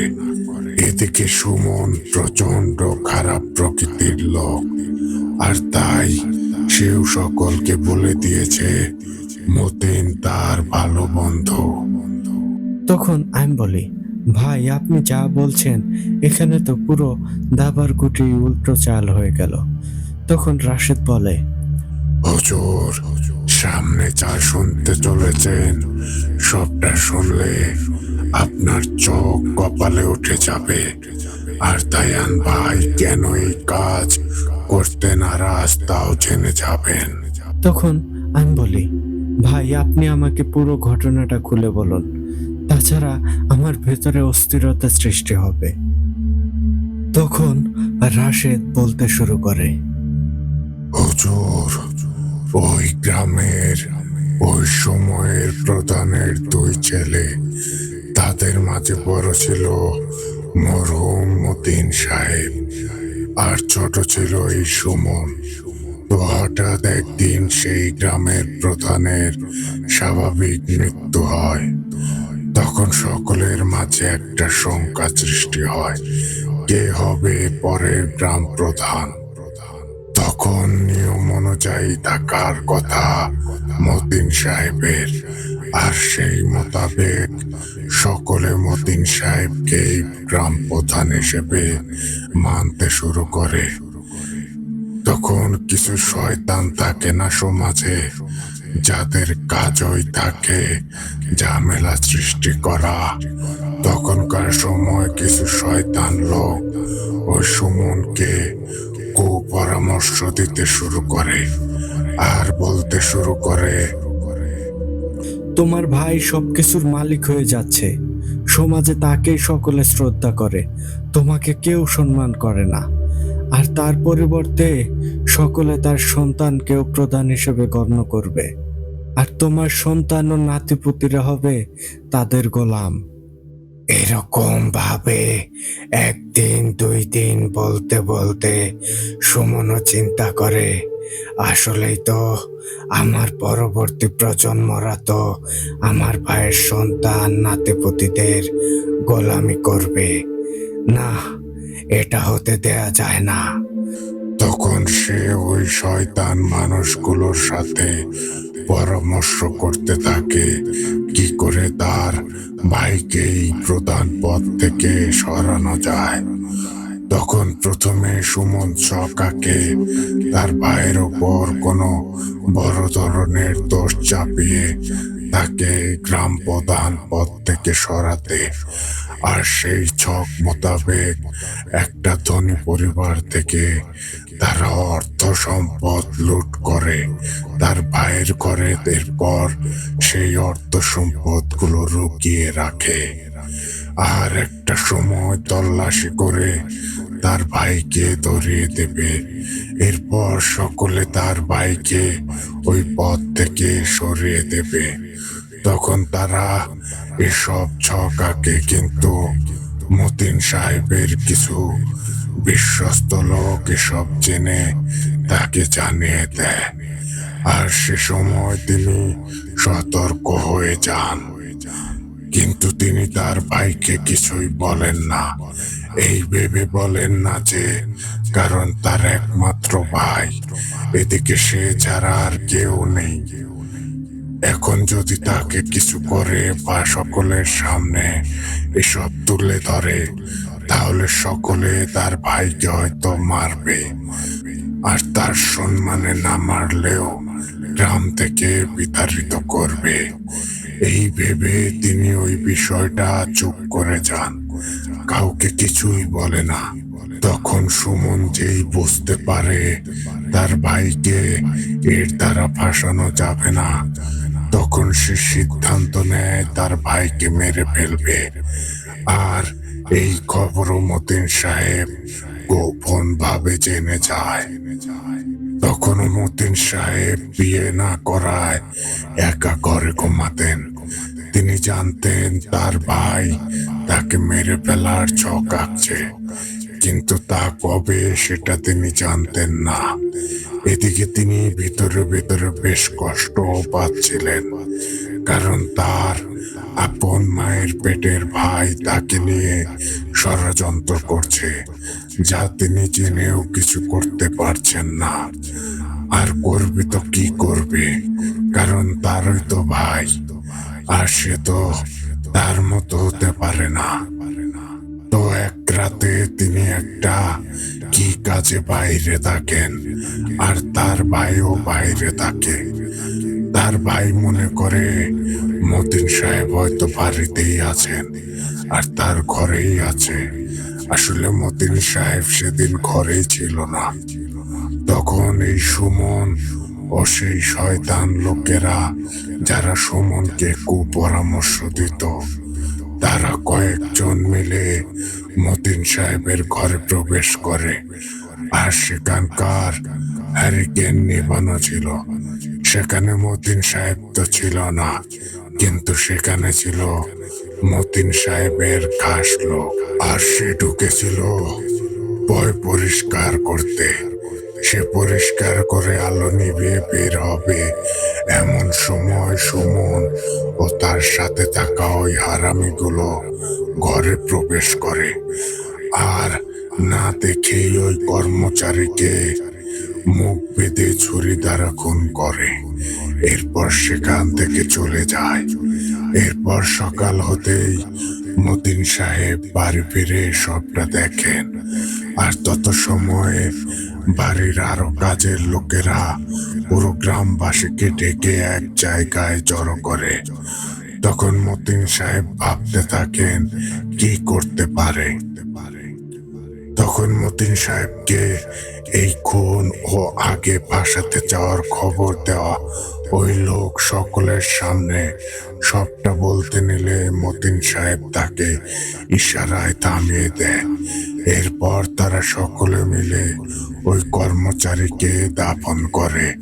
আর তার জন্য আর তার জন্য দোয়া ফিকির করে যে যার মতো বাড়িতে চলে যায়।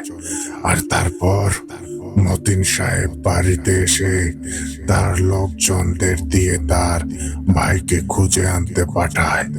এদিকে সুমন জেনে গিয়েছে তার ভাই মারা যায়নি, তার ভাইয়ের বদলে তার এক কর্মচারীকে খুন করা হয়েছে। আর এই জন্য সুমন পালিয়ে যায়। তখন সে গোপন খবর দেওয়া লোক মতিন সাহেবকে উদ্দেশ্য করে বলে, কি ব্যাপার মতিন সাহেব, এত বড় অপরাধ করার পরও আপনি আপনার ভাইকে ধরিয়ে দিলেন না যে?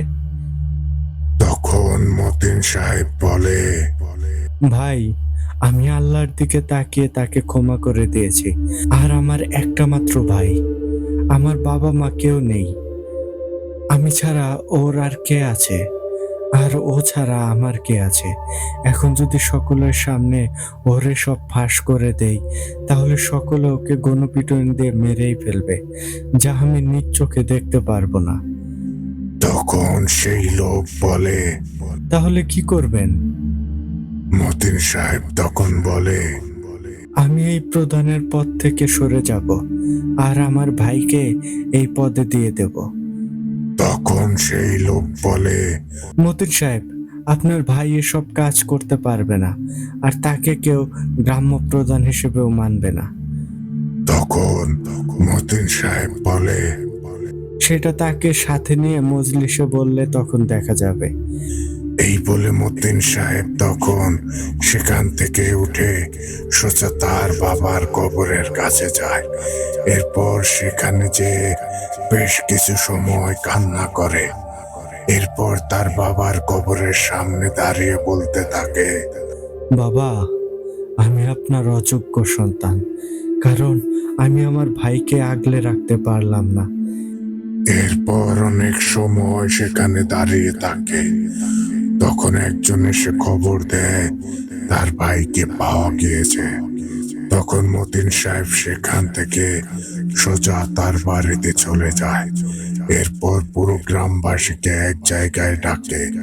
এদিকে সুমন মনে করে তার ভাই হয়তো তাকে জনগণের সামনে তুলে দেবে, আর আজ তাকে সকলে পিটিয়ে মেরে ফেলবে। কিন্তু সকলে আসার পর মতিন সাহেব সকলকে উদ্দেশ্য করে বলে, আমি আপনাদের দুইটা কথা বলবো, এই কথাগুলো আজ আপনারা রাখবেন, আর এটা আমি বিশ্বাস করি আপনারা আমার কথা শুনবেন। দেখুন, বাবা মারা যাবার পর থেকে আমি আপনাদের সকলেরও গ্রামের প্রধান হিসেবে আছি, কিন্তু আমার মনে হচ্ছে আমি এই দায়িত্ব ঠিকভাবে করতে পারছি না। তাই আমি সিদ্ধান্ত নিয়েছি আমার এই দায়িত্ব থেকে আমি সরে যাব, আর এই দায়িত্ব কাঁধে নেবে আমার ভাই। আর আমার এটাও বিশ্বাস আমার ভাই আমার থেকেও ভালোভাবে এই দায়িত্ব পালন করতে সক্ষম। তাই সকলে এখন থেকে তার কাছে সবকিছু বলবেন আর তার থেকে সমাধান নেবেন। ওই সময় পুরো গ্রামবাসীর মাঝে হই হুল্লোড় লেগে যায়। তারা কোনো মতেই মতিন সাহেবকে ছাড়তে চান না, আর এই দায়িত্ব তারই পালন করতে হবে জানায়। আর গ্রামবাসীদের এমনটা বলার কারণ ছিল, কারণ হলো মতিন সাহেব খুব মিশুক ও দয়ালু প্রকৃতির লোক ছিলেন।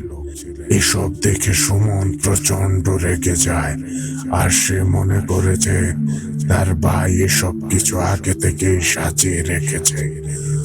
তখন মতিন সাহেব বলে, তাহলে আপনারা যেহেতু এটা চাইছেন না, সেই হলে একটা পদ্ধতি অবলম্বন করা যায়। একটা গণনা করা হোক, যারা আমার ভাইয়ের পক্ষে তারা হাত তুলুন। তখন হাতে গোনা 20 থেকে 25টি পরিবার বাদে সকলে মতিন সাহেবের পক্ষে যায়। আর তখন মতিন সাহেব একটা দ্বিধাদ্বন্দ্বে পড়ে যায়, কি করবে। তখন তার সেই খবরদাতা লোক তার কানে কানে একটা পরামর্শ দেয়, যা মতিন সাহেব ভালো করে শোনেন। সেই লোক তখন বলে, যেহেতু প্রধান হওয়া নিয়ে কথা, তাহলে তাকে গ্রামের শেষের দিকের এই পরিবার সহ সকলকে ওই দিকটায় আলাদা করে দিন, আর তাদের বলেন একটা আলাদা গ্রাম তৈরি করতে। তখন মতিন সাহেব সবটা শোনে, কিন্তু সে কিছুটা ঘুরে নিজের মতো করে বলে, যেহেতু ইনারা আমাদের ভাইয়ের পক্ষে, তাহলে একটা কাজ করি, কবরস্থান যেহেতু আমাদের গ্রামের মাঝখানে, তাহলে আমার ভাই এখানে ইনাদের নিয়ে থাকুক, আর আমরা সকলে ওই পাশে যেয়ে নিজেদের আলাদাভাবে শুরু করি। এতে যার যতটুকু সহায়তা লাগে তা আমি করব। তখন কিছু কিছু গ্রামবাসী দ্বিমত পোষণ করে, কিন্তু প্রায় সকলেই রাজি হয়। এরপর মতিন সাহেব তাদের হিসাব রক্ষককে ডেকে তার বাবার যত সম্পত্তি ছিল সব সমান ভাগে ভাগ করে দেয়। আর যে টাকার ভিটাটা ছিল তার ভাগ না নিয়ে পুরো ভিটা তার ছোট ভাইকে দিয়ে দেয়। সে ওই জায়গায় যে সকলকে নিয়ে থাকতে শুরু করে। আর তার বাবার পাওয়া জমি ছাড়া যে টাকা তিনি পেয়েছিলেন তার প্রায় সবটা দিয়েই ওই সময়কার সকল মানুষদের ঘর বাড়ি থাকা খাওয়া চাষাবাদের ব্যবস্থা করে দেন। আর কিছু মাসের ব্যবধানে সেই গ্রাম অনেক উন্নত হয়ে যায়। যেহেতু সেখানে আগেই কিছু মানুষ থাকতো, তার মাঝে নতুন বাজার ঘাট পুকুর কাটা চাষাবাদ হওয়া, তারা ওই জায়গাটিকে সাজিয়ে নেয়। এদিকে সুমন সব তৈরি পেয়েও তার মাঝে একটা হতাশা কাজ করত, কারণ 150 পরিবারের মাঝে 20 থেকে 25টি পরিবার তার গ্রামে। আর সেই 20-25 জনের মাঝেও একটা হতাশা কাজ করতে শুরু করে দেয়, কারণ তারা অনেকটা একা হয়ে পড়েছে। আবার বেশিরভাগ জিনিসপত্র তাদের মতিন সাহেবের গ্রাম থেকেই আনতে হতো। যদিও মতিন সাহেব বলে দিয়েছে দয়া করে সেখান থেকে কেউ আসলে তাদের কোনো খারাপ কথা বলবেন না, কারণ তারাও আমাদের ভাই। সেই মোতাবেক কেউ তাদের কিছু বলতো না, কিন্তু তাদের চোখ লজ্জা তো লাগতো। একটা সময় তাদেরও মন ঘুরতে শুরু করে, যা সুমন বুঝতে পারে। তখন সুমন ভাবতে থাকে কি করে এদের ঠেকানো যায়, আর কিভাবে ওই গ্রামের মানুষদের আবার ফিরিয়ে আনা যায়। তখন ওই মানুষরূপী শয়তান চক্র আবার কুপরামর্শ দেয়, কোন জিন দ্বারা ওই গ্রামে সমস্যা তৈরি করতে পারলে সকলে এখানে ফিরে আসবে।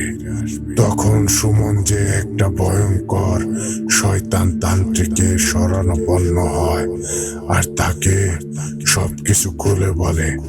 তখন সেই তান্ত্রিক বলে, এইটার জন্য একটা নরখাদক পিশাচদের আমন্ত্রণ করা যায়, তবে মাথায় রাখতে হবে এদের যেই সীমানায় আমন্ত্রণ জানিয়ে ডাকা হবে ওই জায়গা তারা মৃত্যুপুরীতে রূপান্তরিত করবে। আর তাদের একবার ডাকলে পরে তাদের কিন্তু আর আটকানো সম্ভব না। আর ওই সীমানার মাঝে কেউ আর থাকতেও পারবে না, যারাই থাকবে সকলকে চিরে ফেরে খেয়ে নেবে। তখন সুমন জিজ্ঞেস করে তার সীমানা বা গ্রামে আবার সমস্যা হবে না তো? তখন সেই তান্ত্রিক বলেছিল তার গ্রামে সমস্যা হবে না। তখন সে ওই তান্ত্রিককে টাকার বিনিময়ে এই কাজটা করতে বলে। আর সেই তান্ত্রিকও কয়েক রাতে ওই গ্রামে যে শয়তান ডাকা যজ্ঞের দ্বারা ওই নরঘাতক পিশাচদের ডাকে। আর শেষ দিন ওই পিশাচরা যখন আসে সেদিন ওই তান্ত্রিককেও ওই নরঘাতক পিশাচরা মেরে খেয়ে নেয়। আর তারপর থেকে ওই গ্রামে প্রতিদিনই 2-4 জন করে মরতে থাকে। এভাবে কয়েক সপ্তাহে অনেক মানুষ মরে ছাপ হয়ে যায়। তখন বেশ কিছু পরিবার সিদ্ধান্ত নেয় তারা আবার আগের জায়গায় ফিরে যাবে। আর একটা সময় তারা ফিরে যায়। এদিকে মতিন সাহেব ভাবতে থাকে, কি থেকে এমনটা হলো, আর কেন এমনটা হচ্ছে, কারা এসব করছে। তখন সেই গোপন সূত্রে মতিন সাহেবকে খবর নিয়ে জানায়, এক তান্ত্রিককে দিয়ে এখানে নরঘাতক পিশাচদের চালান করা হয়েছে, আর এসব তারই ভাই করেছে। মতিন সাহেব তখনও তার ভাইকে কিচ্ছুই বলেনি। সে এই সমস্যার সমাধানের পথ খুঁজতে থাকে, আর অনেক কষ্টে একজন আল্লাহওয়ালা পীর খুঁজে পায়, আর তার হাতে পায়ে ধরে তাকে এই কাজ করতে রাজি করায়। তখন ওই আল্লাহওয়ালা পীর জানায়, সেই শয়তানদের পুরোপুরি খতম করতে পারবে না, কিন্তু সে তাদের কোথাও বন্দি করে দিতে পারবে। আর সেই জায়গাটিতে তাদের বন্দি করার পর আর কোনোদিনও ওই জায়গা ব্যবহার করা যাবে না। সেই জায়গা পরিত্যক্ত ঘোষণা করতে হবে। তখন কোথায় এমন জায়গা পায়, এরকম ভাবতে ভাবতে হঠাৎ মতিন সাহেবের সেই খাস লোক জানায়, আমাদের কবরস্থানের দিকটায় করা যেতে পারে, সেখানে এমনিতেই কোনো মানুষজন আসা যাওয়া করে না।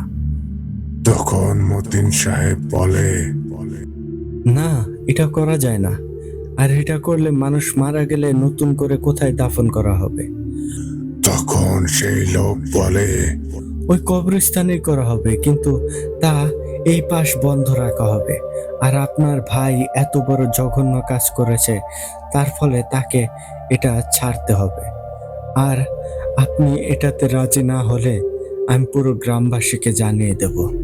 তখন সকলে মিলে আপনার ভাইকে পিটিয়ে মেরে ফেলবে। এরপর আপনি আপনার জায়গায় ফিরে যাবেন, আর সকলে আগের জায়গায় ফিরে যাবে।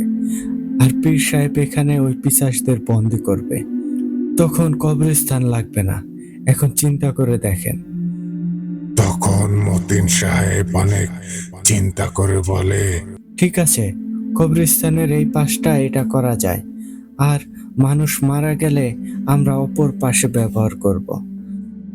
তখন সেই পীর সাহেব অনেক কষ্টে তার সর্বোচ্চ শক্তি দিয়ে ওই নরঘাতক পিশাচদের একটি গাছের নিচে বন্দি করে, আর বলে দেয়, এরা যদি কখনো মুক্তি পায় তবে এরা মৃত্যুর তাণ্ডব চালাবে, তাই ভুলেও এদের এখান থেকে মুক্ত করা যাবে না।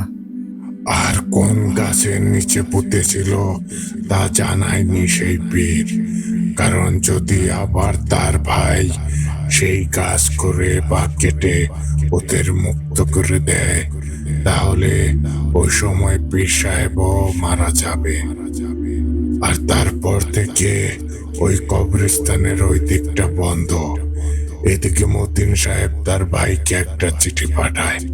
চিঠিতে লেখেন, ভাই, আমি জানি এই সব কিছুই তুমি করেছো, আর তোমার স্বার্থে তুমি জয় লাভ করেছো। এখন এই গ্রামের চেয়ে তোমার গ্রামে মানুষ বেশি, কিন্তু যা করেছো তা কোনোভাবেই ঠিক করনি। যদিও আমি আর একজন ব্যক্তি ছাড়া পৃথিবীর কেউ এটা জানে না, কিন্তু উপরওয়ালা সব জানে। আর এসব খারাপ কাজ ও মানুষের মৃত্যুর দায়ভার তোমাকে কাল হাসরের মাঠে দিতে হবে। তোমার কাছ থেকে কিছুই চাইনি, কিন্তু আজ একটা জিনিস আবদার করছি। এটাও করতাম না, বাধ্য হয়েই করছি, কারণ তা না হলে তুমি মারা পড়বে। তো যেটা চাইছি সেটা হলো, কবরস্থানে আমার পাশটায় ওই পিশাচদের আটকে রাখা হয়েছে, তোমার পাশটায় আমার গ্রামের মানুষদের ব্যবহার করতে দিও। আর যদি না দাও, তাহলে ওই অজ্ঞাত ব্যক্তি তোমার সব কীর্তিকলাপ সকলকে বলে দেবে। অনেক বুঝিয়েও তাকে আর আটকাতে পারলাম না। এখন তোমার ভালোর জন্যই এইটা বললাম। যদি ভিতরে মনুষ্যত্ববোধ কাজ করে তবে রাজি হয়ে যাও, আর এতে তোমারই ভালো হবে। তখন সুমনও নিজের জীবন বাঁচাতে রাজি হয়ে যায়, আর সে আরেকটি চিঠিতে লিখে দেয়, আপনারা কবরস্থান ব্যবহার করতে পারেন। এরপর আর কোনোদিন মতিন সাহেব তার ভাইয়ের মুখোমুখি হননি। এদিকে মতিন সাহেব বিয়ে করেন, তার সন্তান হয়। আবার সুমনও বিয়ে করে, তারও সন্তান হয়। মতিন সাহেব তার সন্তানদের জন্য উপহার পাঠায়, কিন্তু নিজ থেকে কখনোই আর তার ভাইয়ের সামনে যায়নি, কখনো তাকে ডাকেনি। মতিন সাহেব তার পরবর্তী প্রজন্মকেও, গ্রামের সকলের পরবর্তী প্রজন্মকেও জানায় পরের গ্রামের প্রধান তার ভালো বন্ধু। আর এই ছিল সমস্যা। এরপর এবারও সুমন জানতো এই শয়তানরা ওই পাশটায় বন্দি আছে, কিন্তু সে তাদের জানায়নি এখানে ভয়ঙ্কর এক দল নরকাতক পিশাচ বন্দি রয়েছে, যারা মুক্ত হলে মৃত্যুর তাণ্ডব চালাবে। সে মনে করছে এবার ওই গ্রামের উপর সমস্যা হবে, আর তাতে ওই গ্রামের সকলে এখানে চলে আসবে, আর তার মনের আশা পূরণ হবে। পুরো গ্রামের প্রধান হবে সে। কিন্তু শয়তানগুলো এবার এই গ্রামের মানুষদেরও মারতে শুরু করেছে। তখন আমি বলি, আচ্ছা রাশেদ, ওদের তো ওই গ্রামে আনা হয়েছে, তাহলে এই গ্রামের মানুষদের কেন মারছে? তখন রাশেদ আবারও বলতে শুরু করে, হুজুর, ওই শয়তানগুলো জানে ওদের বন্দি করেছে মিজানের বাবা, আর ওদের এখানে পাঠিয়েছে সুমন। আর মিজানের বাবার ক্ষোভ আর চালান করার কারণে তাদের গ্রামের মানুষদেরও কেউ মারছে, আর তাদের বন্দি করা জানা সত্ত্বেও সুমন ছাড়ায়নি।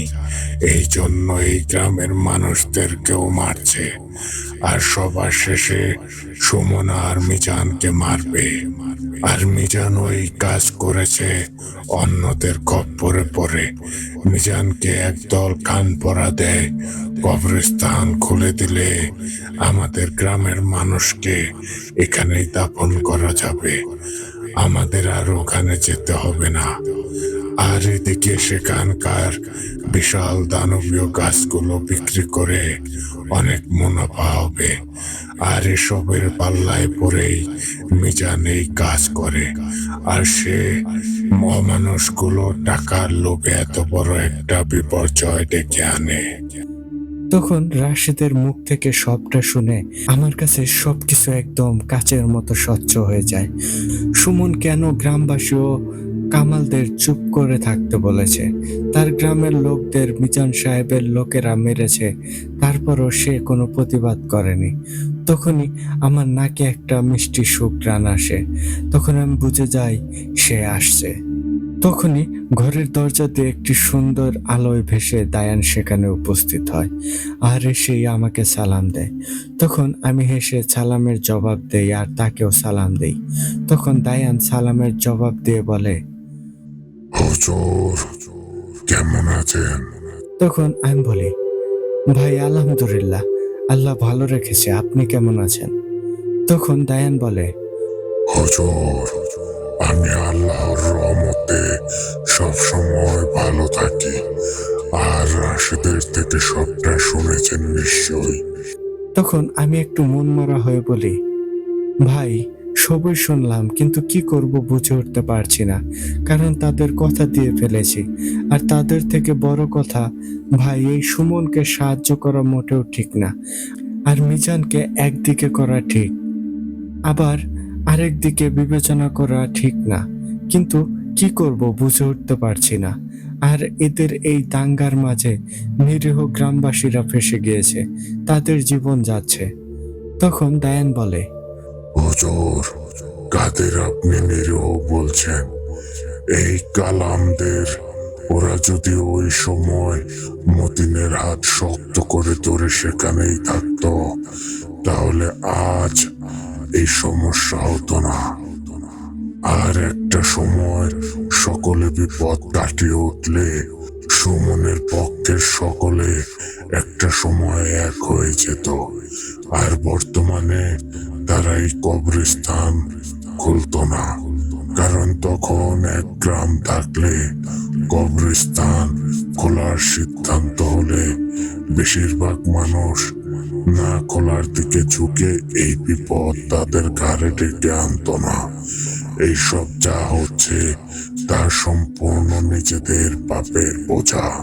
তখন আমি বলি, ভাই দেখুন, একটা কথা তো মানেন, এই জগতে যা কিছুই হয় না কেন সবটা আল্লাহর নির্দেশে হয়। তাহলে ওই সময় আল্লাহর ইচ্ছাই ছিল এটা হতে দেওয়া।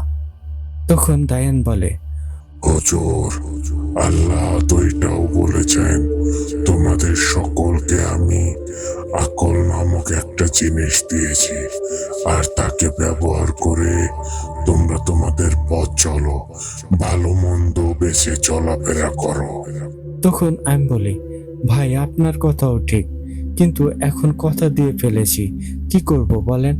আর সব থেকে বড় কথা ভাই, আমি সব দোষ মেনে নিলাম, কিন্তু এই অসহায় ছোট বাচ্চাগুলো মারা যাচ্ছে, এটা আমি কোনোভাবেই মানতে পারছি না।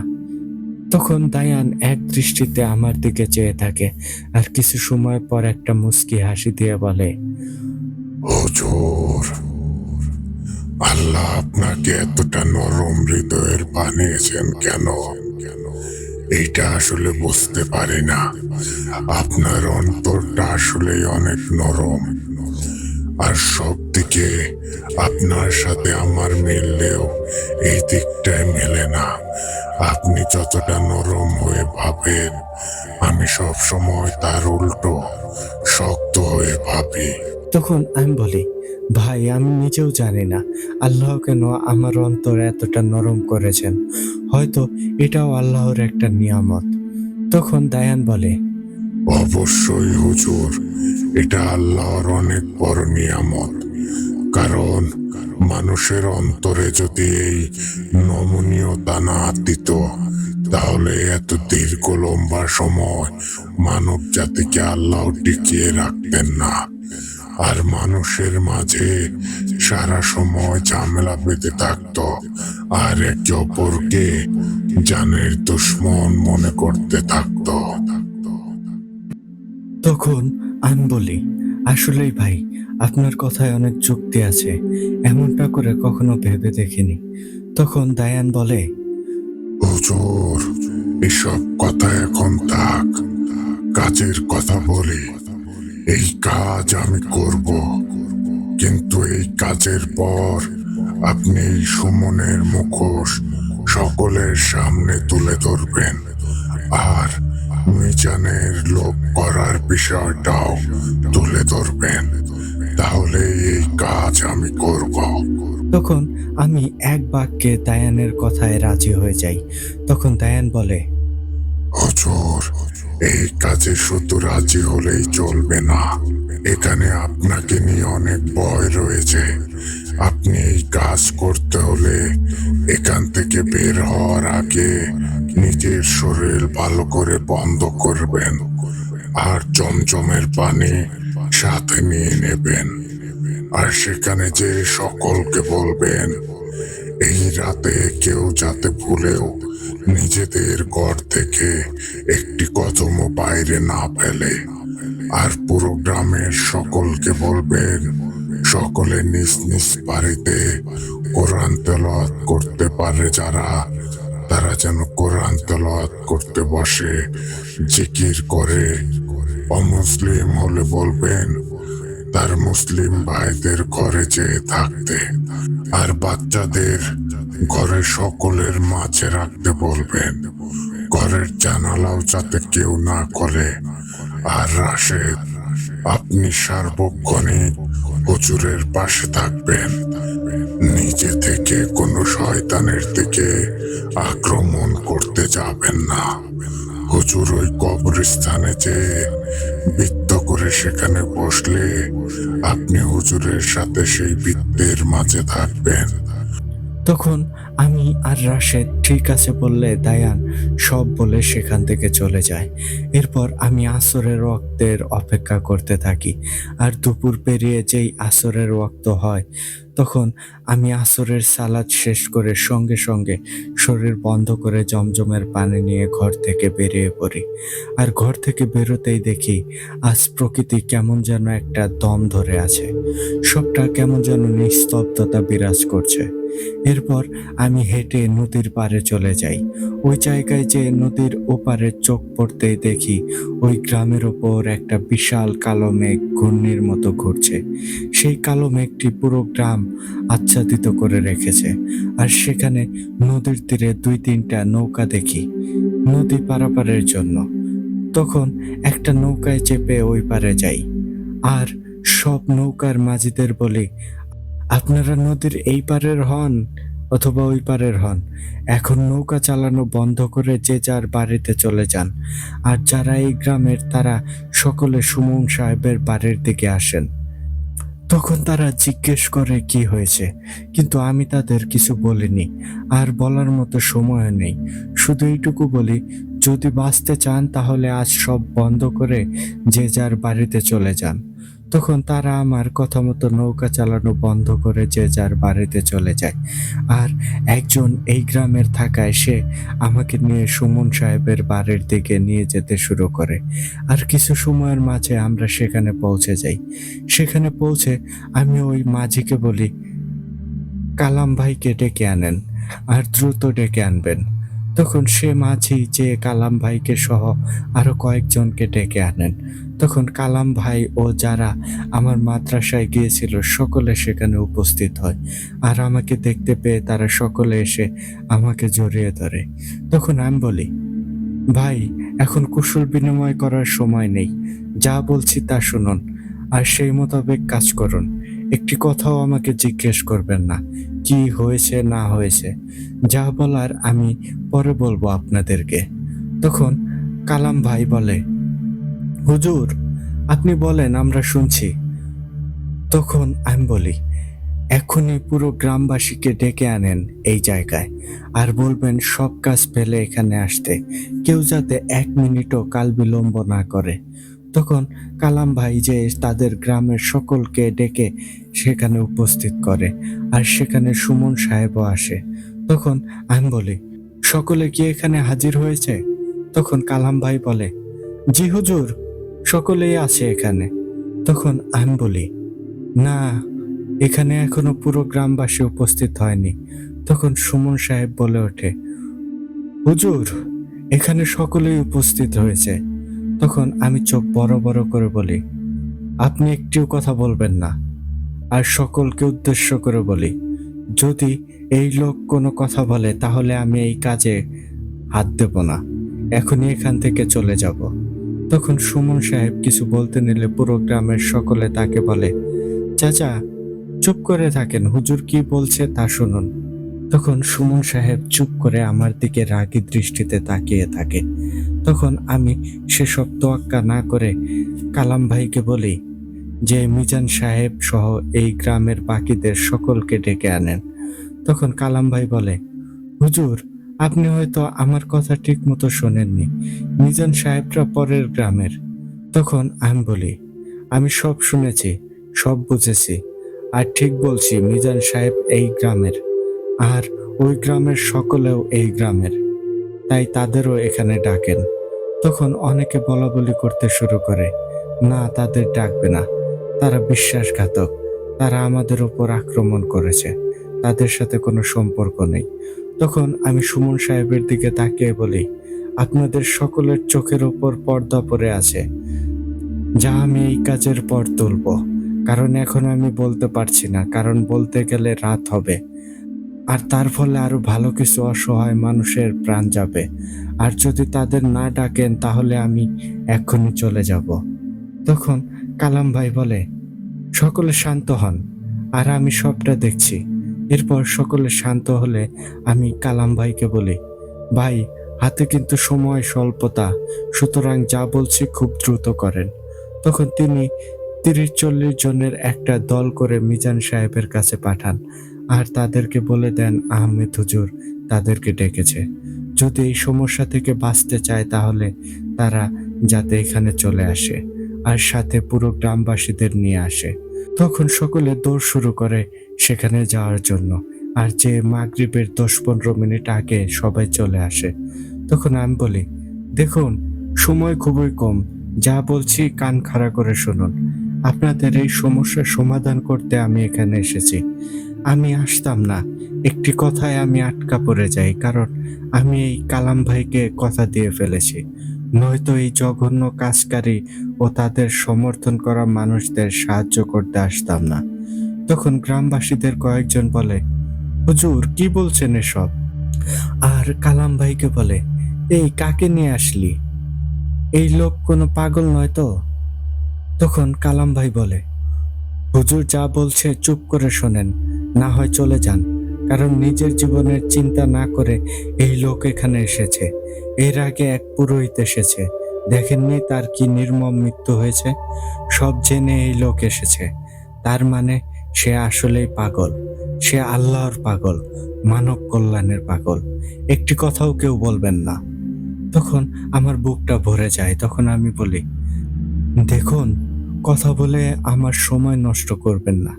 যা জানার পরে জানতে পারবেন। আর যা বলছি তা পালন করেন। এখন সকলে যে যার ঘরে প্রবেশ করবেন। যদি কারোর বাথরুম যাওয়ার দরকার পড়ে যে সেরে ফেলুন। এরপর সকলে ঘরে প্রবেশ করবেন। যার ঘরে যে কোরআন তেলাওয়াত করতে পারে সে কোরআন তেলাওয়াত করবে, আর যে পারে না সে বসে জিকির করবে। হিন্দু ভাই ও বোনেরা দয়া করে তারা আপনাদের মুসলমান ভাইদের ঘরে অবস্থান করবেন। আর সকলে বাচ্চাদেরকে তাদের কোলে বসিয়ে রাখবেন। তাদেরকে চোখের আড়াল করবেন না। ঘরের দরজা জানলাও খুলবেন না। এরপর কালাম ভাইকে একটু আড়ালে ডাকি আর তাকে উদ্দেশ্য করে বলি, ভাই এই সুমন সাহেবকে আপনারা চোখে চোখে রাখবেন, সে যাতে কোথাও পালাতে না পারে। তখন কালাম ভাই বলে, হুজুর এমনটা কেন বলছেন? তখন আমি বলি, সবটা পরে জানতে পারবেন। আর এই সুমন সাহেব কিন্তু পালানোর চেষ্টা করবে। তার থেকে বড় কথা, সে পালাতে নিলে তার প্রাণ যাবে। সুতরাং এই বিষয়টা ভালোভাবে নজরদারিতে রাখবেন। দরকার পড়লে আপনারা কয়েকটা পরিবার এখানে থাকেন আর তার উপর নজর রাখেন। কিন্তু যা যা করতে বলেছি তাও করবেন। কোনো বাড়িতে যাতে কোরআন তেলাওয়াত বন্ধ না হয়। তখন কালাম ভাই ঠিক আছে বললে আমি সকলকে বলি, দ্রুত সকলে যার যার বাড়িতে চলে যান। তখন কালাম ভাই সুমন সাহেব ও মিজান সাহেবকে বলে, চাচা আপনি আর মিজান ভাই আপনারা আমার বাড়িতে চলেন। তখন সুমন সাহেব যেতে না মত পোষণ করলে এক প্রকার তাকে কথার দ্বারা বাধ্য করে সাথে নিয়ে যায়। আর ওই গ্রাম থেকে আসা লোকেরাও এই গ্রামের সকলের সাথে মিলে তাদের বাড়িতে চলে যায়। এর মাঝে মাগরিবের আজান কানে ভেসে আসে। তখন আমি সেখানকার মসজিদে যাই আর সেই মসজিদের ইমাম সাহেব ও মুয়াজ্জিন সাহেবকে বলি, আপনারাও আজ এশার নামাজ পড়ে আর বের হবেন না, মসজিদে অবস্থান করবেন। আর আল্লাহ চাইলে সকালে ফজরের সময় বা তার আগে আমি নিজে এসে আপনাদের ডাকলে বের হবেন। তখন এই বলে মাগরিবের নামাজ পড়ি। এরপর বেশ কিছু সময় দোয়া করি। এরপর ঈশার নামাজ পড়ে মসজিদ থেকে বেরিয়ে রাশেদকে ডাকি। তারপর রাশেদ চলে আসে। তখন আমরা দুইজন মিলে সেই কবরস্থানের দিকে এগিয়ে যাই। আর একটা সময় সেই কবরস্থানের গেটের কাছে এসে দাঁড়াই। আর তখন সেখানে একদম থমথমে পরিবেশ বিরাজ করছিল। তখন আমি আর রাশেদ আল্লাহর নাম নিয়ে কবরস্থানে প্রবেশ করি। তখনই কবরস্থানে দমকা হাওয়া বইতে শুরু করে। তখন রাশেদ বলে, হুজুর দ্রুত ভিতরে চলেন আর দায়ান ভাই যা বলেছে তা করেন। তখন আমি আর রাশেদ দ্রুত সেই কবরস্থানের মাঝ বরাবর চলে আসি। আর সেখানে যেতেই আমাদের নাকে একটা বটকা গন্ধ এসে লাগে। তখন আমরা বুঝে যাই এসব গন্ধ আসছে ওই মৃত মানুষগুলোর পচা রক্ত নাড়ি ভুঁড়ি থেকে। তখন আমি হালকা আতর বের করে নাকে লাগিয়ে নেই আর কিছু আতর বাইরে ছিটিয়ে দেই যাতে গন্ধ থেকে কিছুটা মুক্তি পাই। এরপরও নাকে গন্ধ লাগছিল। তখন আমি সেদিকে মনোযোগ না দিয়ে দোয়া পড়তে পড়তে বৃত্ত আঁকতে শুরু করি। আর এমন সময় সেই দমকা হাওয়া ঘূর্ণিঝড়ে রূপান্তর হয়ে যায়। আর সেখানে এই পাশে থাকা গাছপালাগুলো সব ভেঙে ফেলার উপক্রম হয়। তখন রাশেদ বলে, হুজুর, তাড়াতাড়ি করেন। তখন আমি দ্রুত বৃত্ত এঁকে সেখানে প্রবেশ করে পড়ি আর রাশেদকেও নিয়ে নেই। এরপর সেই দাগ কাটা বৃত্তের দাগের ওপর হালকা করে জমজম পানি দিয়ে দেই। তখন সেখানে ভয়ঙ্কর খিলখিল হাসির শব্দ কানে আসতে শুরু করে। আর সেই হাওয়া ধীরে ধীরে তীব্র থেকে যেন তীব্রতর হয়ে উঠছিল। তখন দুজন মানুষ একই কথা বললে যেমন শব্দ হয়, তেমন একটা ভয়ঙ্কর গম্ভীর কণ্ঠ চারপাশ থেকে কানে আসে। আর সেই কণ্ঠটি আমাকে আর রাশেদকে উদ্দেশ্য করে বলে, আহমেদ হুজুর, তুই ভেবেছিস তোর এই চামচাকে নিয়ে তুই আমাদের আটকাতে পারবি? এত বোকা তুই হলে কি করে? আর শুনলাম অনেক বড় বড় শয়তানদের নাকি তুই মেরেছিস, কিন্তু এই কুত্তার বাচ্চাকে দিয়ে করলে কি করে? তখন আমি বলি, মুখে লাগাম দিয়ে কথা বলিস, নয়তো ওই মুখ আর জায়গায় থাকবে না, পায়ের তলে পিষে ফেলবো। তখন শয়তানটি ওই দুইজন মানুষের কণ্ঠে ভয়ঙ্করভাবে হেসে ওঠে। আর সেখানে একটা গুনগুন শব্দ একতালে হতে শুরু করে, কিন্তু কোথা থেকে এমন শব্দ হচ্ছে সেটা বুঝতে পারছিলাম না। চারপাশে একদমই ঘুটঘুটে কালো অন্ধকার, সেখানকার কিছুই চোখে দেখা যাচ্ছিল না। তখনই হঠাৎ চারপাশে হাজার হাজার আগুনের মতো জ্বলন্ত চোখ ভেসে ওঠে আর সেই খিলখিল করে শব্দ আসতে থাকে। তখন হঠাৎ এত চোখ দেখে ভয়ে আমার কলিজার পানি শুকিয়ে যায়।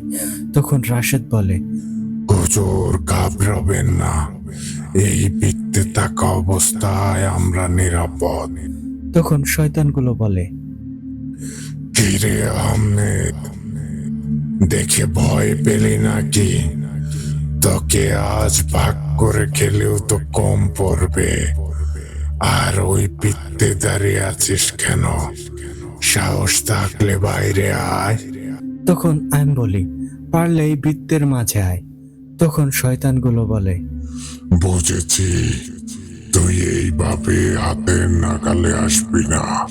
তখন এই বলে শয়তানগুলো কি জানি করে। তারপর হঠাৎ একটা পুরুষ কণ্ঠ আমাকে বলে, বাবা আহমেদ, এখানে কি করছিস? আমার কাছে আয়। তখন আমার কাছে কণ্ঠটা অনেক বেশি পরিচিত মনে হয়। আমার মনে হতে থাকে এই কণ্ঠ আমার এতটা চেনা যা আমি জীবনে চাইলেও ভুলতে পারবো না, কিন্তু মনে করতে পারছি না কণ্ঠটা কার। আর হঠাৎই মাথায় আসে এই কণ্ঠটা আমার বাবার কণ্ঠ। তখন যেন আমি আমার হুঁশ হারিয়ে ফেলি। আমার ভেতরে মনে হচ্ছিল আমার বাবা তো বেঁচে নেই, কিন্তু আমার শরীর আমাকে সেদিকেই টানছে। তখন আমি বলি, রাশেদ, আমার বাবা আমাকে ডাকছে। তখন রাশেদ ব্যাপারটা বুঝে যায় আর আমার হাত ধরে ফেলে আর আমাকে বলতে শুরু করে, হুজুর, আপনার বাবা বেঁচে নেই, এটা ওই শয়তানদের ছলনা। তখন আমি রাশেদের হাত থেকে হাত ছাড়াতে চেষ্টা করছিলাম আর বলছিলাম, রাশেদ, আপনি শুনছেন না আমার বাবা আমাকে ডাকছে? তাহলে আমাকে হাত ছেড়ে দিন। সময় মতো বাবার কাছে না যেতে গেলে তিনি মন খারাপ করবেন। তখন এদিকে ওই কণ্ঠ আমাকে বলে, কিরে আহমেদ, তুই এখনো আসছিস না? তুই দেখি বড্ড অসভ্য হয়ে গিয়েছিস।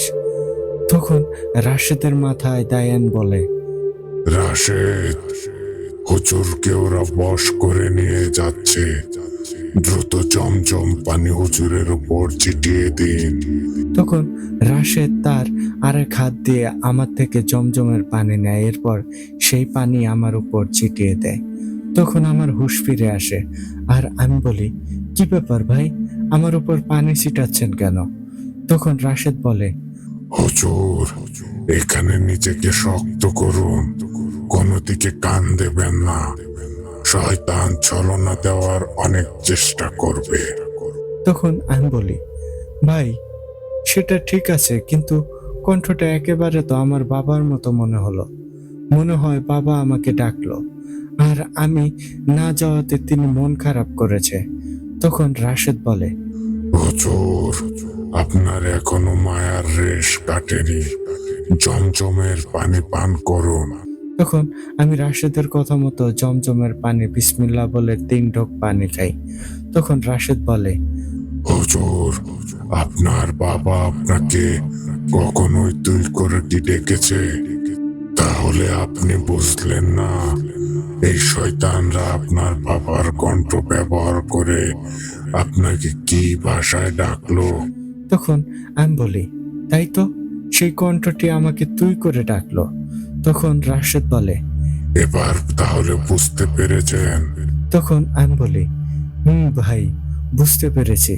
তখন শয়তানগুলো বলে ওঠে, আহমেদ, জানোয়ারের বাচ্চা, তোর সাথে এই কুকুরের বাচ্চা তোকে বাঁচিয়ে ফেললো, কিন্তু কত সময় বাঁচাবে? একটা সময় এখান থেকে তো বের হবি, তখন তোকে আর তোর এই গোলামকে কুবলে চিরে খাবো। তখন রাশেদ বলে, অনেক সময় তোদের এই সব নোংরা কথা সহ্য করেছি, কিন্তু আর নয়। আমাকে বলেছিস সেই পর্যন্ত ঠিক ছিল, কিন্তু আহমেদ হুজুরকে অসম্মান করা কোনো মতেই সহ্য করব না। এই বলে রাশেদ সেখান থেকে বেরোতে নিলে আমি তার হাত ধরে ফেলি আর বলি, ভাই, এবার আপনি কিন্তু ওদের ফাঁদে পা দিচ্ছেন। তখন শয়তানগুলো বলে, কত সময় এরকম আরেকজনকে বাঁচাবি? ঠিক সেই সময় সেখানকার বাতাস বেড়ে ঘূর্ণিঝড়ে রূপান্তরিত হয়, আর সেই তীব্র বাতাসে আমার নাকে সেই মিষ্টি সুঘ্রাণ আসে। তখন রাশেদ আর আমি হাসতে শুরু করি। তখন শয়তানগুলো বলে, কি রে জানোয়ারের বাচ্চারা, এমন করে আসছিস কেন? মরণের ভয়ে পাগল হয়ে গেলি নাকি? তখন রাশেদ বলে, ঠিক বলেছিস, কিন্তু মরণ আমাদের না, তোদের হবে। তোদের মৃত্যু দূত এসে পড়েছে। তখন আমি বলি, এবার তোরা পালাবি কোথায়? তখন শয়তানগুলো বলে, আমাদেরকে মারার মতো এমন কেউ এই দুনিয়ায় জন্ম নেয়নি। তখন আমি বলি, বাপেরও বাপ থাকে। এইটা বলা মাত্রই একটা তীব্র রাগ নিয়ে সেখানে দায়ান এক বিশাল দানবীয় রূপে হাজির হয়। তার সমস্ত শরীর দিয়ে আগুন বের হচ্ছিল। তার আগুনের ঝলকে চারপাশ আলোকিত হয়ে যায়। সেখানকার গাছপালাগুলো রীতিমতো ঝলসে যেতে শুরু করে। তখন সেই আলোয় দেখতে পাই সেখানে শয়তানগুলো ছিল হাতির মতো বড় বড়, কিন্তু সেগুলো একদম চিকন, আর তাদের মাথা থেকে গলা পর্যন্ত 1 হাত সমান কালো কালো পশম, আর নিচের অংশ পশমহীন হাড্ডির মতো বেড়ে আছে। আর হাতির মতো হলেও হাতির যেমন নাভি শরীরের নিচের দিকে, এদের পুরো শরীর উল্টো, খালি মাথা আর 4 পা নিচের দিকে, যা দিয়ে তারা হাঁটে। তখন শয়তানগুলো বলে, কে তুই, আর এখানে কি করছিস? তখন দায়ান চুপ করে চোখ বন্ধ করে দাঁড়িয়ে থাকে। সে সময় আমি আর রাশেদ লক্ষ্য করি দায়ানের শরীরের আগুন বেড়ে যাচ্ছে। তখন শয়তানগুলো বলে, এই কুত্তার বাচ্চা, কে তুই? কথা বলছিস না কেন? আমাদের সামনে ক্ষমতা প্রদর্শন করছিস? এই কথা বলা মাত্রই দায়ান চোখ খুলতেই তার চোখ থেকে একটা জ্বলন্ত আগ্নেয়গিরির লাভা বেরিয়ে সেই শয়তানটিকে সেখানেই জ্বালিয়ে ছাই করে ফেলে। তখন আরেকটি শয়তান বলে, আজ এই আহমেদ আর মহাকালের আগে তোকে চিড়ে খাবো, তারপর এই দুইটাকে। এই বলে শয়তানটি চোখের পলক ফেলার আগেই দায়ানের দিকে তেড়ে চলে আসে, আর দায়ানও তার একটি হাত দিয়ে শয়তানটির গলা চেপে ধরে। আর তখন এতটাই শক্ত করে সেই শয়তানটির গলা চেপে ধরে, সেই শয়তানটি দায়ানের হাতের মুঠোয় কাজ কাঁচামাচু করতে শুরু করে। এদিকে দায়ানের হাত ও শরীর থেকে নির্গত আগুনে শয়তানটি গলতে শুরু করে, আর দায়ানের হাতের চাপের ফলে শয়তানটির গলা ফেটে যায়, আর শয়তানটিও সেখানেই মারা যায়।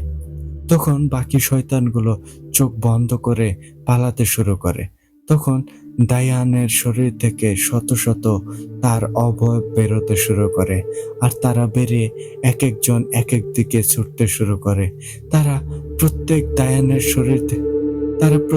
দায়ানের শরীর থেকে বেরিয়ে সাদা ধবধবে বিশাল সিংহের আকার নিয়ে নেয়, আর সেগুলো কোনো সাধারণ সিংহের মতো নয়। 50টা সিংহ এক হলে যেমনটা হয়, তারা সেই আকার ধারণ করে, আর মুহূর্তে সেখানে যুদ্ধের রণক্ষেত্র হয়ে যায়। সেখানকার বনের মাঝে থেকে মর্মর শব্দ আসতে শুরু করে, আর তীব্র ভয়ানক আর্তনাদ আসতে শুরু করে। মনে হয় এটা একটা যুদ্ধের ময়দান, আর মনে হয় লুকোচুরি খেলছে। একদল লুকাচ্ছে আর একদল খুঁজছে।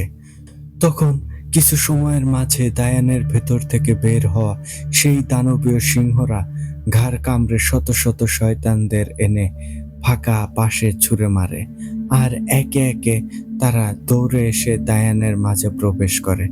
তখন শয়তানগুলো সেখানে পড়ে মাপ চাইতে শুরু করে, বলতে শুরু করে, প্রভু, প্রভু, আমাদের মারবেন না। আমরা আপনাকে চিনতে পারিনি। আমাদের অনেক বড় ভুল হয়ে গেছে। আমাদেরকে ক্ষমা করে দিন। তখন দায়ান বলে, আহমেদ হুজুরের সাথে বেয়াদবি করে কেউ বেঁচে থাকতে পারেনি। এই বলে দায়ান একটা বিকট চিৎকার করে আকাশের দিকে 2 হাত তুলে নিচে টান দিতেই একটা বিকট বজ্রপাত এসে সবগুলো শয়তানের উপর পড়ে, আর সবগুলো শয়তান তীব্র আর্তনাদ করতে করতে সেখানেই জ্বলে অঙ্গার হয়ে যায়। তখন দায়ান বলে, হুজুর, সকল সমস্যার সমাধান হয়ে গিয়েছে। এবার যে ওই শয়তান সুমন আর অর্থলোভী মিজানের মুখোশ সকলের সামনে খুলে দিন, আর এই কালামকে এই গ্রামের প্রধান হওয়ার পরামর্শ দিয়ে আসুন। সাথে সকলকে এটাও জানিয়ে দেবেন, এখন থেকে এই পুরো কবরস্থান তারা ব্যবহার করতে পারবে। তখন আমি ঠিক আছে বললে দায়ান সেখান থেকে চলে যায়, আর যাওয়ার আগে রাশেদকে বলে, আপনি হুজুরকে ওই পর্যন্ত পৌঁছে দিয়ে আসবেন। তখন রাশেদও ঠিক আছে বললে এরপর দায়ান চলে যায়। তখন আমি যে মসজিদের ইমাম ও মুয়াজ্জিন সাহেবকে ডেকে বের করি, এদিকে রাশেদও চলে যায়। এরপর 3 জন যে গ্রামের বটতলায় বসি।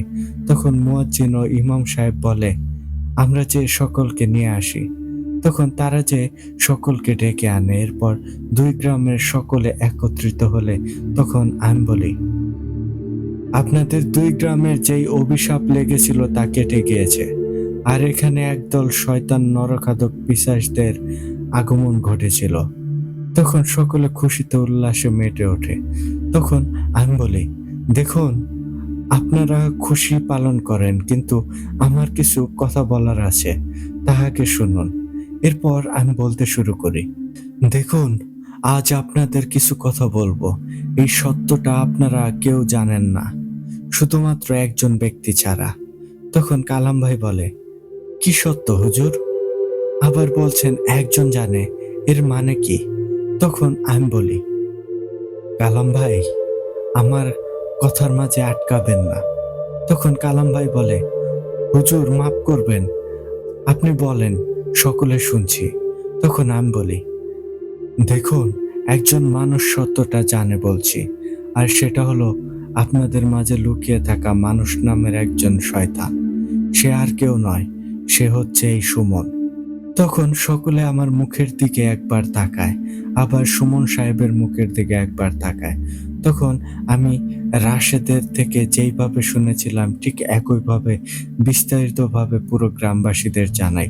সাথে এটাও জানাই, যখন মতিন সাহেব মারা যায় তখন এই ঝামেলা চাইলে সুমন সাহেব বন্ধ করতে পারতেন, কিন্তু তিনি ইচ্ছাকৃতভাবে এই মরণ খেলাকে আবার জীবিত করেছে। সে এমনটা করেছে তার সেই অপূর্ণ স্বপ্ন পূরণ করার লক্ষ্যে। সে এটা চিন্তা করেনি ওই জায়গায় বসবাসকারী তারা মানুষ, তাদের এই শয়তানদের হাতে জীবন চলে যেতে পারে। তার কাছে সবার আগে দরকার ছিল তার ওই স্বপ্ন। এদিকে মিজান সাহেব জানতেন না এখানে ওই শয়তানরা বন্দী আছে, কিন্তু তার উচিত ছিল সে তার বাবার বলা কথা রাখা, কারণ তার বাবা তাকে এই সমস্যার কথা বলেননি ঠিকই, কিন্তু কবরস্থানের এই পাশ খুলতে বারণ করে গিয়েছিল। কিন্তু সেও তার চাচার মতোই একটা লোভে পড়ে যায়।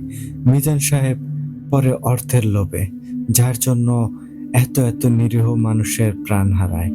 তখন পুরো 2 গ্রামের মানুষ সুমন ও মিজানকে মারতে নেয়।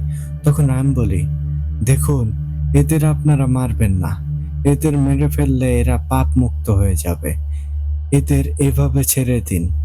এদের সাথে গ্রামের কেউ কোনো কথা বলবেন না, বা কথা বলতে আসলেও এদের এড়িয়ে চলবেন। আর এভাবে তারা সমাজ থেকে বিতাড়িত হয়ে এর কষ্ট ভোগ করবে। আর এদের মরণের পর আল্লাহ তো এদের জন্য তার জাহান্নাম বানিয়েই রেখেছেন। তখন সকলে আমার কথা এদেরকে আর মারেন না। তখন সুমন আর মিজান দুইজনই আমার পায়ে এসে পড়ে আর অনেক আকুতি মিনতি করে, তাদের এত বড় শাস্তি না দিতে বলে। তখন আমি বলি, একবার যদি নিজের ওই বড় ভাইয়ের কথা মনে পড়তো তাহলে আপনি সুমন এমনটা করতে পারতেন না। আর মিজান সাহেব, একজন সৎ নিষ্ঠাবান লোকের সন্তান হয়ে এই সামান্য কিছু টাকার জন্য নিজের বাবার আদর্শ ও শিক্ষাকে নষ্ট বানিয়ে ফেললেন। আপনার কোনো ক্ষমা নেই, আর যে শাস্তি বরাদ্দ করা হয়েছে এটাই হবে। তখন আমি আরো বলি, আপনাদের একটা পরামর্শ দিতে চাই। এটা রাখা না রাখা আপনাদের ব্যাপার, কিন্তু এটা আপনাদের ভালোর জন্যই দিতে চাই। সেটা হলো, এখন এরা আপনাদের প্রধান নেই, আর যেহেতু এই গ্রামটি একই গ্রাম ছিল, তাহলে আবার এটিকে এক গ্রাম বানিয়ে নিন, আর এই গ্রামের প্রধান কালাম ভাইকে বানিয়ে দিন। এই লোক অবশ্যই আপনাদের গ্রামকে আবার সুন্দর ও এক পরিবারে রূপান্তরিত করতে পারবে। আর এই কথা বলার কারণ আছে। এর কারণ হলো, এই লোকের মাঝে আমি সকলের জন্য ভালোবাসা দেখেছি, আর এই লোক এই কাজের যোগ্য। আবার এই লোকের পর তার ছেলেকে প্রধান বানাবেন না। সকলের মাঝে যাকে ভালো মনে হবে, যাকে যোগ্য মনে হবে তাকে নির্বাচন করবেন। দাদা থেকে বাবা, বাবা থেকে ছেলে, এইসব প্রথা বাদ দেবেন। তখন সকলে আমার কথায় একেবারে রাজি হয়ে যায়, আর গ্রামের প্রধান হিসেবে কালাম ভাইকে মেনে নেয়। আর 2 গ্রাম আবারও 70-75 বছর আগের মতো এক হয়ে যায়। তখন কালাম ভাই বলে, হুজুর, যেই কাজ আপনি করেছেন এর জন্য আমরা সারা জীবন আপনার কাছে কৃতজ্ঞ থাকব। আপনাকে কিভাবে সাহায্য করতে পারি? তখন আমি বলি, ভাই, আমার সাহায্যকারী একমাত্র আল্লাহ। আর যদি কিছু করতে মন চায় তাহলে যারা মারা গিয়েছে সকলের জন্য কিছু দান সদকা করে দিয়েন, তাদের জন্য দোয়া করেন, তাহলেই হবে। এই বলে আমি সেখান থেকে চলে আসি, আর পথিমধ্যে দায়ান ও রাশেদও চলে আসে। তখন দায়ান বলে, হুজুর, এখনো ছলনা কাটাতে শিখলেন না। আর রাশেদ, এখনো শয়তানদের জাল ধরতে পারলেন না। এই শয়তানরা চাইছিল আপনাদের যে কোনো একজনকে বৃত্ত থেকে বাহির করতে, কারণ একজন বের হলে আরেকজন তাকে বাঁচাতে বের হবেই হবে। তখন রাশেদ বলে, ভাই, ক্ষমা করে দিন, আসলে বুঝতে পারেনি। সাথে আমিও বলি, ভাই, ভুল হয়ে গিয়েছে, মাফ করে দিন। তখন দায়ান বলে, ক্ষমা চাওয়ার কিছু নেই, নিজেদের আরো শক্ত করুন। তখন আমি বলি, ঠিক আছে ভাই, কিন্তু সবশেষে কাজটা ভালোভাবে সম্পন্ন হলো, আলহামদুলিল্লাহ। তো এরপর নদীর তীরে এসে নৌকায় উঠতেই রাশেদ ভাসমান হয়ে এক স্রোতে নৌকা ওই পারে নিয়ে আসে, আবার নেমে গেলে মুহূর্তেই ওই পারে রেখে আসে। এরপর আমি মাদ্রাসায় চলে আসি। তো প্রিয় দর্শক শ্রোতা, এই ছিল আজকের আহমেদ হুজুর ও দায়ান জিনের এক ভয়ঙ্কর সুন্দর ঘটনা। আশা করি আজকের ঘটনাটি আপনাদের এক অন্যরকম ভয়ের অনুভূতি দিতে পেরেছে। প্রিয় দর্শক শ্রোতা, আজকের ঘটনাটি থেকে আমরা দুইটা শিক্ষা নিতে পারি। এক, কখনোই আমরা ক্ষমতার লোভী হব না, কারণ ক্ষমতার অধিকারী একজন, তিনি হলেন মহান আল্লাহ তাআলা। আর তিনি যাকে এই জগতে ক্ষমতার আসনে বসাবেন সেই মূলত টিকে থাকতে পারবে।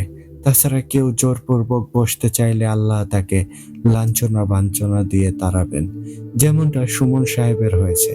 সে ভেবেছে সে এই ক্ষমতা ধরে রাখতে পারবে, কিন্তু যখন সে অতিরিক্ত করে ফেলেছে তখন আল্লাহ এক মাধ্যম দ্বারা সবকিছু সকলের সামনে তুলে ধরেছেন।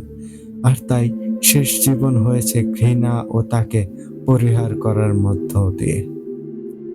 দ্বিতীয় কথা হলো, অর্থলোভী হওয়া যাবে না, কারণ এখানেও আল্লাহ যাকে চান তাকেই ধন সম্পদ দেন, যাকে চান না তাকে দেন না। সবটাই আল্লাহ তাআলার নির্ধারণ করা। আর এর প্রমাণ হলো মিজান সাহেব, যে কিনা সামান্য অর্থের লোভে তার বাবা থেকে নেওয়া শিক্ষা ও নিষ্ঠা ভুলে এই খারাপ কাজ করতে পেরেছে। আর এর ফলে আল্লাহ তাকে সকলের সামনে অপমানিত করেছেন, সকলের থেকে বিতাড়িত করেছেন। তো আমরা এইসব জিনিস মেনে চলার চেষ্টা করব। তো দর্শক শ্রোতা, আশা করি আজকের ঘটনাটি আপনাদের ভীষণ ভালো লেগেছে। তো আজকের ঘটনাটি ভালো লেগে থাকলে অবশ্যই একটি লাইক করবেন, একটি কমেন্ট করবেন, শেয়ার করে দেশ বিদেশের সকলের মাঝে ছড়িয়ে দেবেন আপনাদের প্রাণের ভূতার ডাকে। প্রিয় দর্শক শ্রোতা, দয়া করে আপনারা বেশি বেশি লাইক কমেন্ট করবেন, তাহলে আপনাদের জন্য এত কষ্ট করে লেখা ঘটনাটা সার্থকতা পাবে। তখন মনে হয় আসলেই আপনারা আমার লেখাকে ভালোবাসেন। দায়ান জিন, ইয়াসিন হুজুর, কাবারিশ, দেবশঙ্কর তান্ত্রিক, এদেরকে যদি সত্যিকারের ভালোবাসেন তাহলে সকলে এখন থেকে একটু বেশি বেশি লাইক কমেন্ট করবেন আর অবশ্যই শেয়ার করে দেবেন। তো সকলে ভালো থাকবেন, সুস্থ থাকবেন, নিজের কাছের মানুষদের ভালো রাখার চেষ্টা করবেন, আমার জন্য দোয়া করবেন, আমি যাতে আপনাদের মাঝে এমন নিত্য নতুন ভয়ঙ্কর ঘটনা নিয়ে হাজির হতে পারি। সকলের সুস্বাস্থ্য কামনা করে আজকের মতো বিদায় নিচ্ছি। আসসালামু আলাইকুম। আমি আরিফ বলছিলাম।